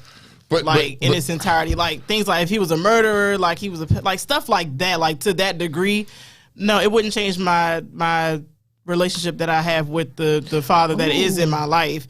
But if it's a reason why y'all couldn't tell me, or you had to wait till I'm a certain age to understand, like that is a road that we would just have to cross when we get there. I'm gonna take it how I'm gonna take it. Okay. But if it was meant to protect me because it was something like really, really heavy, would you hide that from your child? So I'm glad we there. If they were a product of rape, or if the dad was a pedophile, like would you hide that from the kid? I don't think it should be hidden, but I think it should. It's a time sensitive thing, but then also it's a read the room. Like it's not technically. You have to wait till a child is a certain age that can comprehend exactly what you're explaining to them, and they can base their feelings off of probably because it depends if you're on what like 6 years old, you don't too. tell a child that shit. Yeah, that's no, you don't do that. It's no right or wrong time to say it, but if the price of telling the child like what it is, if it's a heavy price that is going to breed trauma or like some kind of bad stuff, I mean that's a road that you're going to have to cross when you get to it. See, I can speak on so like my stepdad raised me, right? My stepdad raised me, and he wasn't my fucking dad. Like this, I was lied to, right, about my father. I was lied to about my father, but my stepdad raised me, and I still respect him as a man because he stepped in and did what other men couldn't do. You know what I mean? And raised a child that wasn't his own. So that's for me. I have the utmost respect for him in that regard because he was able to do that and show me as a man that you can do things like that. You know, but I was lied to about it. So you know, in the beginning when I first met my father, I was very angry, very bitter inside because now I'm 21. I'm about to turn 21, and I'm meeting this dude and like, you my father. So you know, the instant first question was, where the fuck have you been at?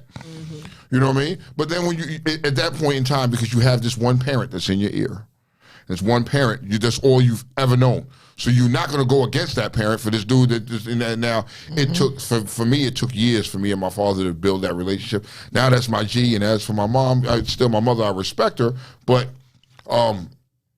there are certain feelings there because I don't believe shit you say now. I don't trust the words you say because you caused that, because you lied about a situation, and my father wasn't a rapist or a murderer. My father didn't do all that. My father was trying to be there and support you and take care of you, and you chose to do another route and do some grimy shit.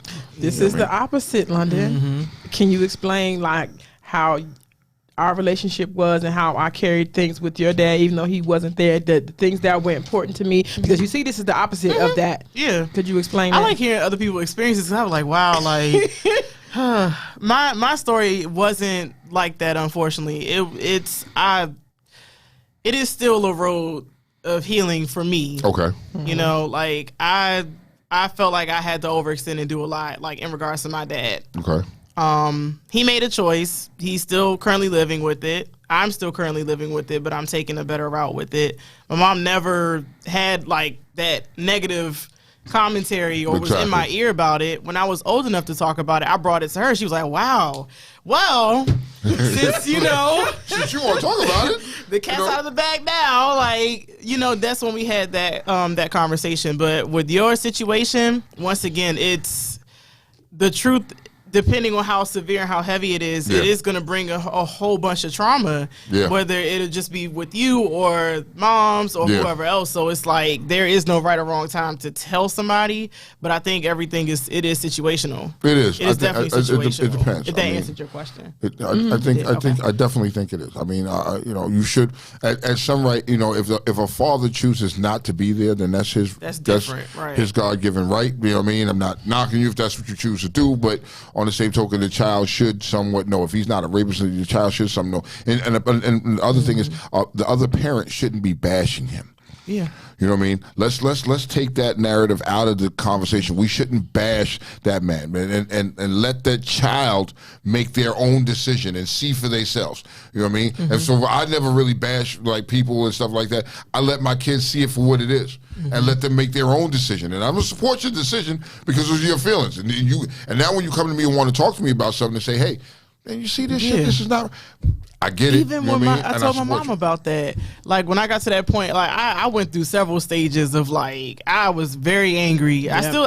I pretty much am to this day, but I'm more, I guess, productive with it, and I can articulate a lot better. She has the tools. I have the tools, Mouska tools for that.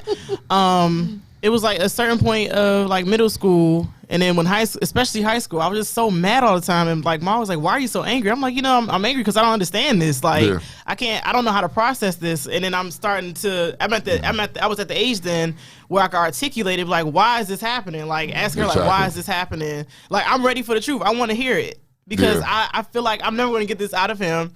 I don't want to pretend like the problem doesn't exist for me. And it's like, it's making me feel like crap. But even in the midst of that, she never was like, F him, blah, blah. She was just like. And see, I commend you for that. Yeah. I commend you for that because it's very few mothers that will not do that, and most mothers, and it's not only mothers, it's you some of you guys too will bash the mother. My baby mother's fuck that bitch. You know what I mean? Shit like that. I mean, like, yo, really, you gotta stop doing that to the child, man. You gotta stop doing that. That's not cool, man. I don't support that. Even when I was angry, like in the beginning stages, like I would say horrible stuff. She's like, well, why are you saying that?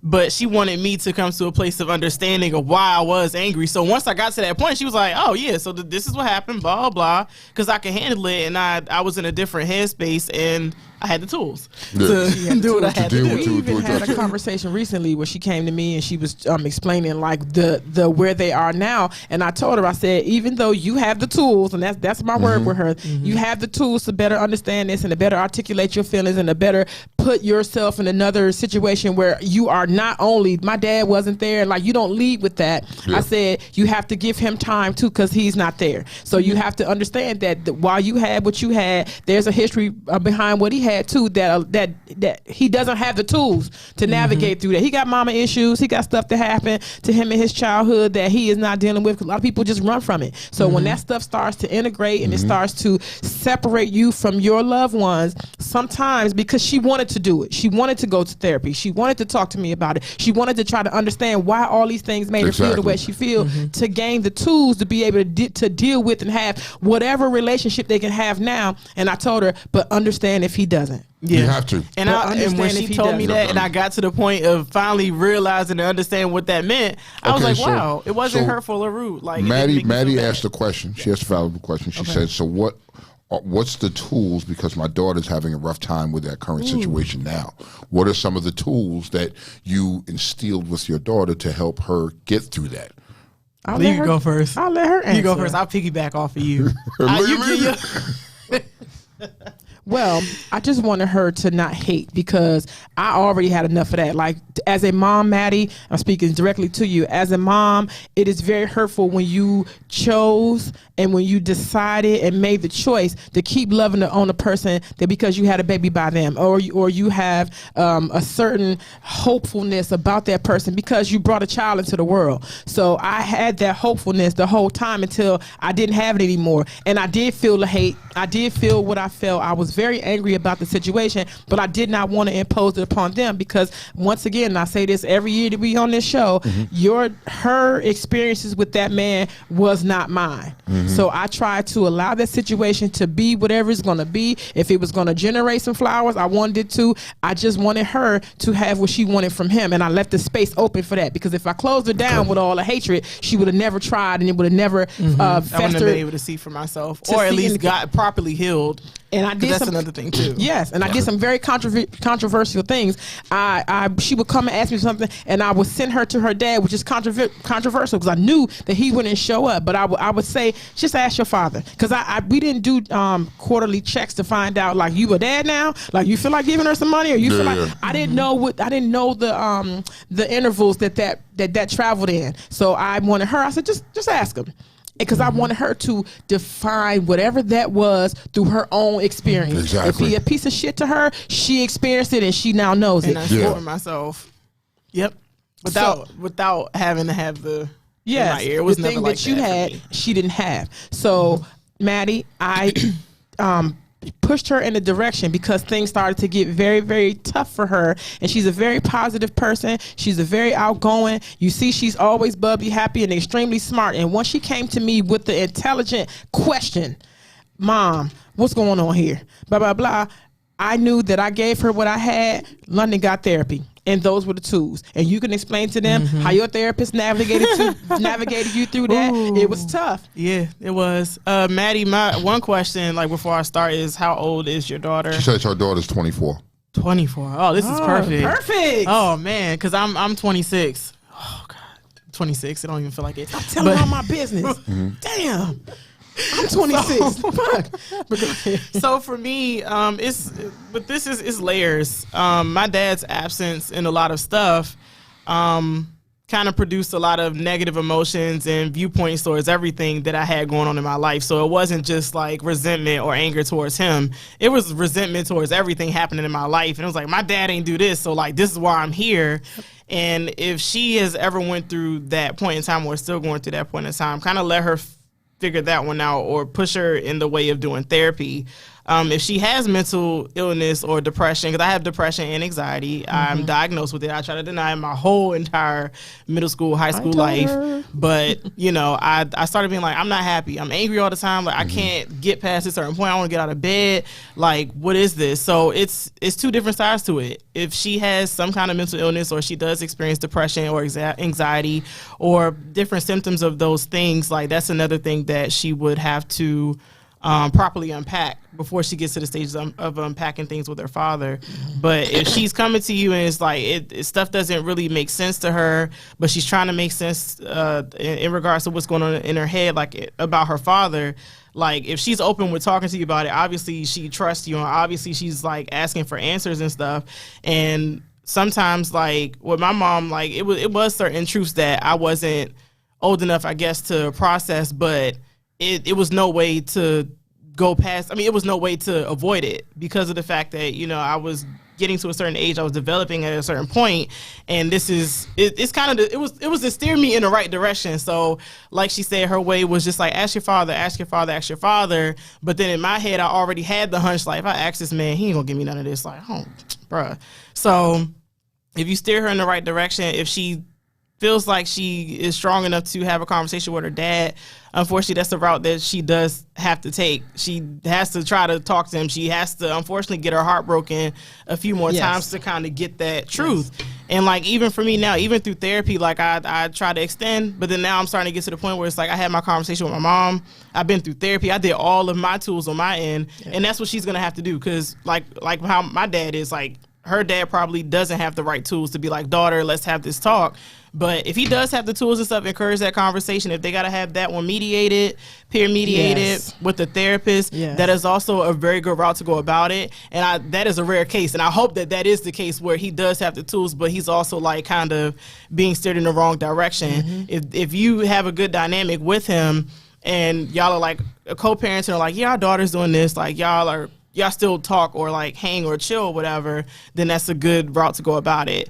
And then let the work behind that or beyond that do what it has to do. But like to steer her in the right direction, definitely therapy, definitely stuff. She might have stuff that she still at the age of 24 is scared to unpack in regards to her father. It was stuff that I was scared to unpack at the age of 26 and I'm still unpacking stuff. I'd be like, Ma, like while she at work, 2:00 in the morning, I realized this, I did this and that.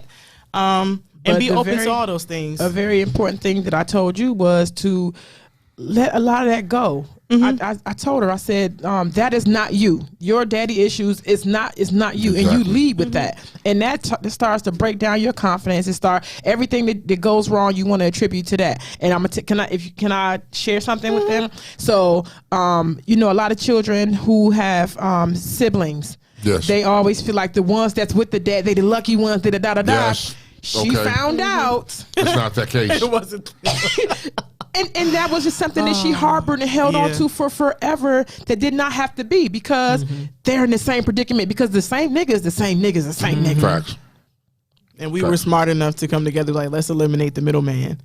Her sister. Me and my sister, and I haven't talked to the youngest yet. She's your little Aries and a firecracker, so I got to carry that one with grace. But it was a lot of stuff that I did hold on to that I didn't need to hold on to. But everybody's journey and everybody's healing is different. Like for me, it has to be like blam. Like you could tell me any and everything all day, every day, but like if I don't go through it, if I don't experience it for myself, I'm not gonna learn. So if you have told your daughter certain things and it's just like, well, I don't understand, like kind of let her do what she has to do, but just be there to pick her up if things do go left or if things don't go right. But she has to go through those things. You just have to like I'm sure that you're a wonderful parent. I haven't. This is my first time hearing your name and everything, but me knowing that you're on the show, that means that you know my mom, obviously. That just leads me to believe that you do love your daughter and you have her best interest at heart. Like all you can do is just be there for her and just steer her in the right direction. But she's gonna make the decisions that she want to make. Ultimately, and hers. if she sounds unreasonable with certain things, like let her air it out. Like let her talk to you or provide that safe space for her to talk. But if you and her father still have conversations and are able to line up some kind of mediated thing where they can unpack that will also be beneficial. And it's not an overnight type of thing either. That one's going to take time. I want to add this too. It was plenty of nights, Maddie, where London, we were in a room and all of the foolishness, I'm going to call it foolishness because I had to let her just speak, whatever. And the things that people conjure up in their head because you don't have that person on the side to give you answers or to counter what you're saying or to agree or disagree. She didn't have that. So she came up with all this craziness on her own and I just let her talk. I let her air all that stuff out and I unpacked it like, no, girl, no. And then I was able, because those questions weren't asked to me. Okay. Those questions were things that she just made up in her head because the dad wasn't there to say whatever he had to say, or she didn't ask him. I don't know which is which. So I had to say the things that I knew. No, that's not right. This is what's right. Let me help you with that. Let me help you with that. And with that, she began to trust me. And the decisions that I made for her that she quite didn't understand as an adult started to come together and she started to respect and understand. So I get phone calls all the time. Thank you, Ma. When realizations come up and she'll text me or call me. Thank you, Ma. Now I understand. The same thing with Brittany because understand that my oldest daughter, he was there when she was 6 months. And the same time that he dropped off, London was 8 and she was 12. The same time that he dropped off for space, he never, and that was the only father that my oldest daughter knew because her dad was in a situation and he dropped both of them off. So my oldest daughter is really on some fuck that nigga type shit. She got a baby. She's like, he's never got to see her. Like she is feeling that's unfair. She feeling something behind a man who ain't even her bio. You know what I'm saying? So understand. But that's all she knew though. That's all she knew. So she's trying to. She got a great relationship with her dad because that situation that he was in dissipated and it cleaned up and she's now in a wonderful nourishing situation with her real dad. But nothing. 2 days ain't a bad thing. And that bad. No. So men, when y'all do stuff like that, understand that it just doesn't stop at the day that you do it. She's 26 and they were 12 and 8 when all this stuff happened. I still cry about it. I still, and even if I'm like, I'm at the point now where I'm just like, I mean, I know even if I have a conversation like stuff isn't going to work, like you have to meet me halfway, but you also got to do the work and get help behind it. And that's how I feel like about my dad. But me, I'm going to let myself cry. And your daughter, let her cry. She's going to cry for a hot minute. Like, I'm sure that people who are older than me, they still cry about stuff. They still probably cry about lost relationships or dynamics. And this was something that was, of course, really important to me. Like, I was my dad's, we were like best friends, like when we were kids. Well, when I was kid. So, the hurt, it doesn't necessarily all go 100% of the way, but you just have to steer in a way where she can be productive and like it's a healthy healing kind of hurt, you know, as opposed to angry, resentful, and in the ways where she probably can't talk to you about anything. Just keep providing that safe space so that she can talk to someone about it and get. And that's important because you have to have somebody to talk to because you know, in the times that I grew up, you didn't have nobody to talk to. Yeah. And it was frowned upon. Like, you know, what happens in this house stays in this house. Yes, that mentality there. You know what I mean? And it's nobody else's business and we don't talk about it. Yeah. And there were a lot of scenarios that happened within my family that I found out after I was an adult. And you hid this stuff. And now I look at it and say, you know, That's why you're the way you are, because you've never went and got the healing to help and address that, and you still harbor that hatred. And for me, that was part of me, the reasoning for me to get some help, because I needed that, because I needed to help myself in order to help my kids. So now, you know, I got a better relationship with my kids. I got a great relationship with my dad. You know what I mean? Nice. Me and him are that's my nigga. You know what I mean? That's Jesus. Like Jesus. You know what I mean? That's my dude. You know what I mean? So I mean, you know, and it took time, and like you said, it took time. You have to talk, because you know, all of those questions, I couldn't go to my mother and explain that shit. Nah, nigga, if I went to her about it, I got my ass whooped to talk about it. You don't want, you know what I mean? We don't want to talk about that shit. Grown people business. Exactly. You know what I mean? So, and I was like, I felt as a child, I felt like, yo, I have a right to know who the hell my real father is. Everybody else, I'm watching all my friends with their real dad. Well, who the fuck is this? This is not my real dad, but I respect him. But he's not my dad. I want to know who the fuck. But you know, as I got older, and you can hear there's two sides to a story. And I was able to address it, and it was up to me to put the pieces together and figure out bullshit from truth. Yep. You know what I mean? And you got a lot of bullshit. You got bullshit from both sides, but it was up to you to navigate and put it together and figure out what it is. And I'm telling you now, this is over 25 years with me and my dad, and it's gotten to it took 25 years to get there. You know what I mean? I mean, like, seriously. So, you know, and we still working, and we're getting better each day. Well, I hope that for her, because he has tried to have dad moments. You ain't wearing that, and who was that nigga? And you know, like on her social media, look at her on her social media site. So he tried to have dad moments at the wrong time, and I don't know if that was insecurities or if he had realized. And I always told him, like, you don't know her. He asked her one time, and I quote, "You bet not," or told her, "You bet not be effing." And I was like, "What?" London is that one. I was like, "Sir." I had to, because I know my child. My child is the truest form of a Taurus, and I kept saying, "I know you're honest. You're honest." And I had to hold her at bay for a second, because I needed her to not emote. I needed her to just calm down. We gonna get there. I set a boundary. I calmed down enough to set a boundary. So from where you first started to where you at now, can you look back and see the change and the difference and the growth? The growth is what it is. It's really growth. Because me back then, I'd have been on this show like, like going off. But this is the question was asked. I'm going to answer it and give whatever tools I can give to assist somebody else. My healing is going to be my healing, and I just have the mentality of, you know, even if it don't work out right now, I pray that it in the future that it can. Yeah. But I'm going to keep on moving forward in the stuff that I have to do, and making sure that I'm doing my root work so that I could get to where I'm trying to get to, whether he's there or not. So Batman asked a question. He said, how does these things affect your ability to be intimate with a young man? Oh, it has affected me several times. I made horrible decisions. I made stuff that have happened to me, or things that I've encountered, like, are still very traumatic, and I'm still unpacking those things. But at the end of the day, like, I went to therapy to go unpack all of that. Okay. Like, because I am beyond those experiences and those things that have happened. It is unfortunate that I felt like this whole time, like, you know, I mean, it's situations where I feel like my dad didn't prepare or protect me, and he didn't. And I acknowledge that. And in these moments, I wish you were there to protect me, but you weren't there. But it's like, you weren't there. Exactly. It's fine. Like, it's not fine, but you gotta, I get it. I can't. I'm at the point now where it's like, I have so much that I really want to do, and like, I'm tired of looking back at those experiences. Like, my dad, like, he is probably doing whatever he got to do. He probably in his bed crying like, I miss my daughter, whatever else, but I don't want to keep being stuck. I hate being stuck. I hate giving situations and stuff where I feel like my dad could have been there power. I hate doing that, because I just feel like I'm not me. I don't feel like me. I don't.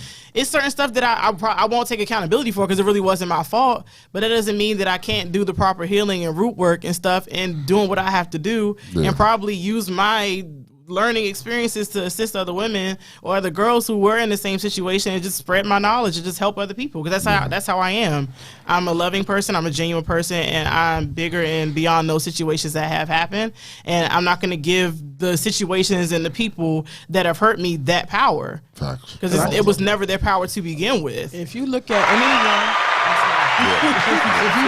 If you are anyone in this situation, I advise and implore people to do away weigh the trauma that happened to you and the body of work that has happened prior to that. I mean, post that. You know what I'm saying? If the balance is off, look at that as a great thing. You are not what you went through. London's body of work speaks for itself. If y'all follow her on anything, you see this girl is a dog out here. And I told her, I said, look at that. You pushed through. That is perseverance. That is strength. That is tenacity. Girl, you dope as I don't know what. And never forget that. Never forget that. Despite. So would you advise that people do therapy? Are you a fan of therapy? I think even if you feel like, even if you don't got nothing going on, even if you are one of the folks that don't have a mental illness, I think that everybody should still just to go. You know what? Like, and you may not think that you have some fucking but issues. you might. But you might. Yeah, you because might. If you look back at things, there's certain things that are traumatic in your life, and you don't deal with them, and they cause problems down the line, and you become a certain way because of that. You need to address that, like you said, unpack it, deal with it, move on from it. And some of it, it's not even just with behavioral therapy. Like some of the stuff, it could be sound therapy, aromatherapy, like things that could just help you in the midst of normal stressors like work or like you can't sleep at night. Like there are different ways of therapy. So, I mean, it's just up to you to figure out, like, you know, maybe I should just look into it. Maybe I do need somebody to talk to. Maybe you have like a mess inside of your head that just doesn't make sense. So you need that person to help you unpack that. And by unpacking that, you might have autism or be on the spectrum or like some kind of, learning thing. You're going to learn something. And it will make sense to you, and it just won't be all you. So from my experiences, I've a lot of things going to therapy. I've been going to therapy now the last I'm so proud of you. Years. I'm so proud of you. And unpacking, and I've learned a lot about myself, why I am the way I am, and why I do what I do, and and by therapy, it's calmed me down a lot, and I'm a very more relaxed person now. Me too. It helps because I didn't. There was so much shit that I didn't address, and it was like, it's okay, I'm good. You know, when you go through a situation and something happens, you're like, yeah, I'm good. I'm gonna keep bouncing. I'm all right. I'm not gonna worry about it. But you never addressed that. Never dealt with it. And it manifests in the worst of ways, like in ways that you least expected, things that may not be in your control. Like it's. Yeah. You know what I mean? It was like, for me, it was like, dealing with it. So when I went to therapy, I was very guarded at first. I don't trust you. I don't know what the fuck you are. I don't want to talk about this stuff because now when I talk about it, it brings up pain. It stirs up that fucking shit at the bottom. And I'm not trying to deal with that shit no more. And I avoid it. But then, the more you work it and you work it and you start to address and pack, it becomes easier. In the beginning, it's hard. It's hard. It's hard. Yeah. You know what I mean? But it becomes easier as the more you do it. Like now, I look forward to going to see her. You know. And I miss my therapist. I'm gonna ask you guys, since you both endured that, which I'm on the table for that. You know that small little piece of information. When London was going through therapy, she found this wonderful dope therapist, and I was like, I'm gonna wait till she done with you because I'm gonna need all of her. So now that London is done, I'm gonna pick that up. But I'm gonna ask you too, since you two endured that. The first time when you were speaking to this person, did you guys fear judgment? Like based upon the things that they were asking. For me, yes. You did? For me, yes. Because I didn't trust you. I didn't know you. You know what I mean? And there were certain things that I refused to talk about with anybody. You know what I mean? And because of that, and things I've done, and I just was uncomfortable with this person. This is a complete stranger that you're going to sit down to and talk about your most intimate feelings inside that you have and what's going on with you inside, or things you've been through, and things that you may not want to talk about, especially like you take women that have been through a rape or something like that. This is a complete stranger. The first thing that's going to pop in your mind is, how is this person going to look at me? Are they going to view me any differently? I mean, for me, I had those views, and I was looking at it like, you know what? I don't know. It took time. So now we're talking almost 5 years later, whatever the case may be, 6 years later, and I had to, because you pick a therapist, does not mean that may be the right therapist for you. You know what I mean? I picked a therapist, and first it was a black guy. You know what I mean? Darius is the shit.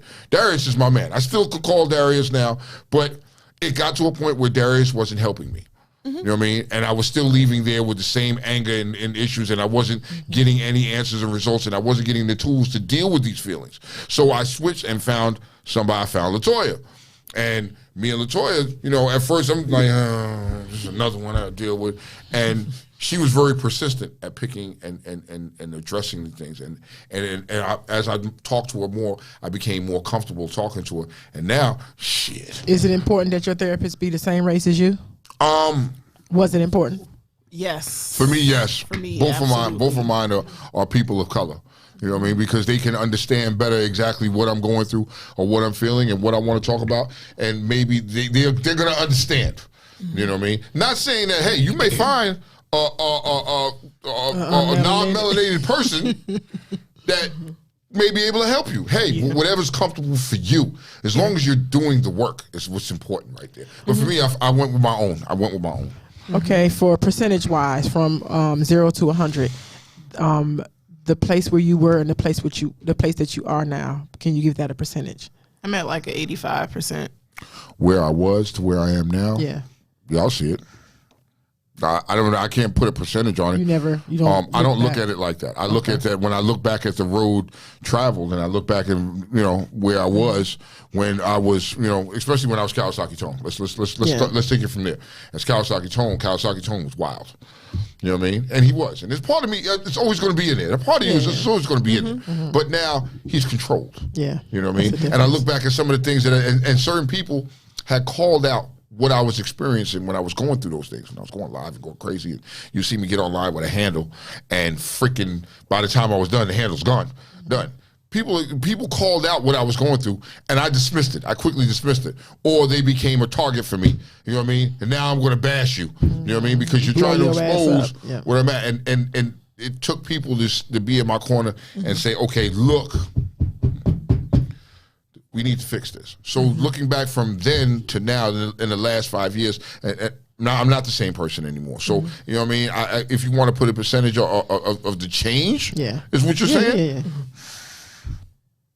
There's got to be at least, there's a complete turnaround from what I was. So 180. From what I am now. Okay. You know what I mean? To what I am now. You know That's what I a mean? big win. You're not going to get the same reactions from me that you used to be able to do before. You know what I mean? Because you know what I mean, people would feed on that anger that I had inside. That anger and rage fueled a lot of shit. You know what I mean? But I'm still the person I was. Don't get me wrong.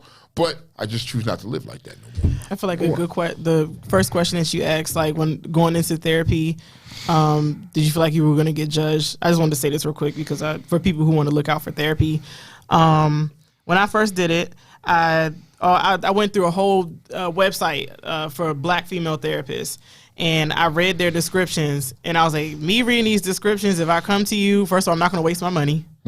So if I'm coming to you, I gotta be open. I gotta be 100. Yes. Because if I can't even be open 100 with myself, I can't be open 100 with you, and we're wasting everybody's time. That's just how my mindset was when I went into it.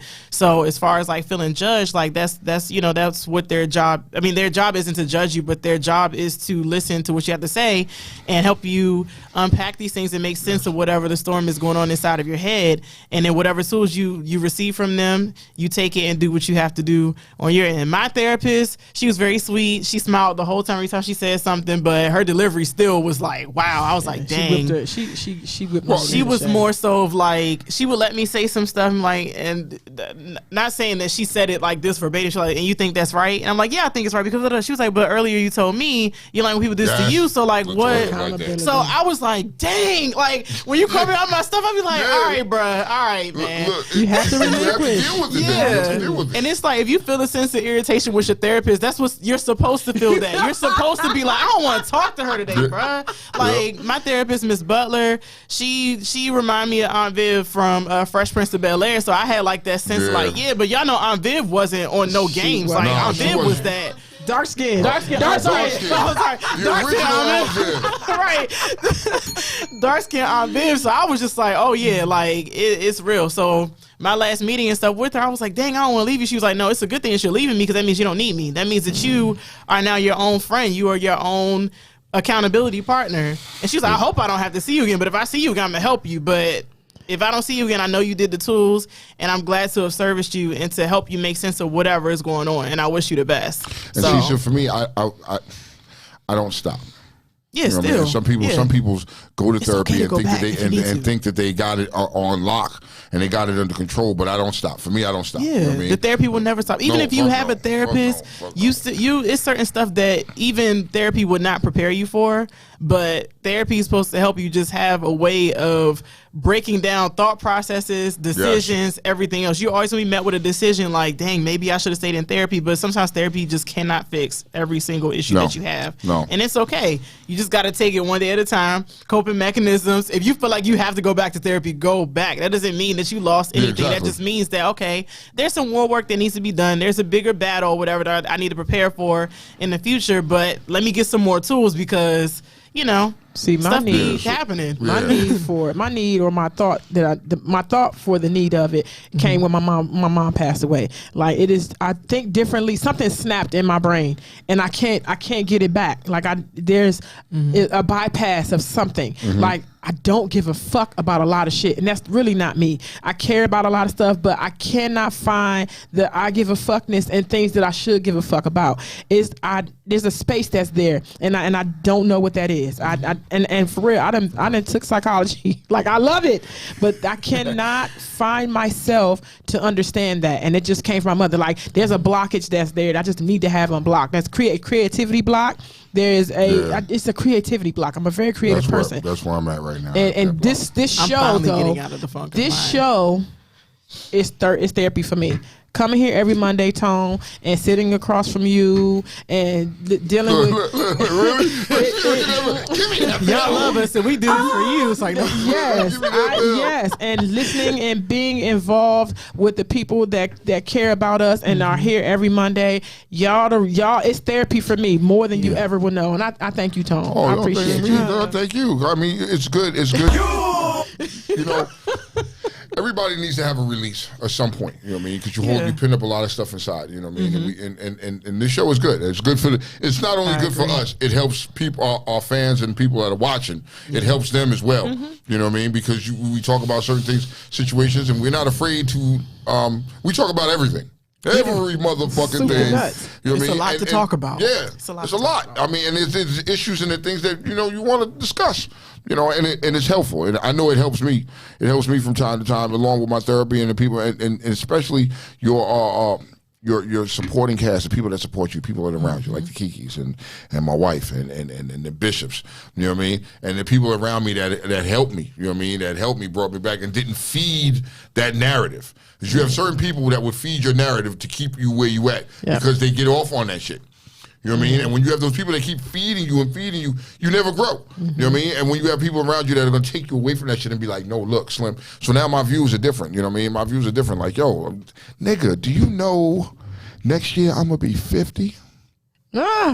Next year, I'm going to be 50 years old. The reality is starting to hit me now. I just woke up one day and was like, damn, I'm going to be 49 this year. Then I was like, nigga. That means next year I'm going to be 50 years old. I never would have guessed. I cried at 25. I'm going to be 50. I'm going to be 50 years old. And I'm like, yo, bruh, that's to me.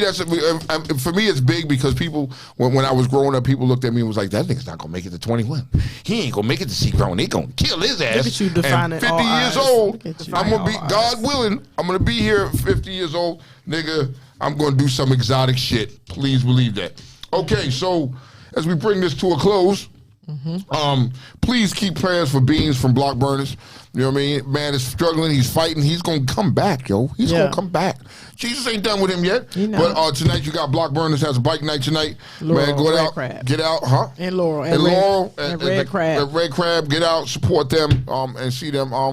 Thank you, London, for coming in. I just love London so much when she comes in here. It's just like when she talks to me, I may be on this, and then I'll be like, okay, London said she makes. I like hearing your input because it's the other side of stuff I be thinking and saying. So I just be like, I mean, he got a point. Like, I just add a little. But you said it. Let me add a little. To that. You thought it, but you said it. So next week I won't be here, y'all. London will be here with me next Monday. London will be sitting in for me next week. I'll be in Cancun. I'm gonna try to call. Wow.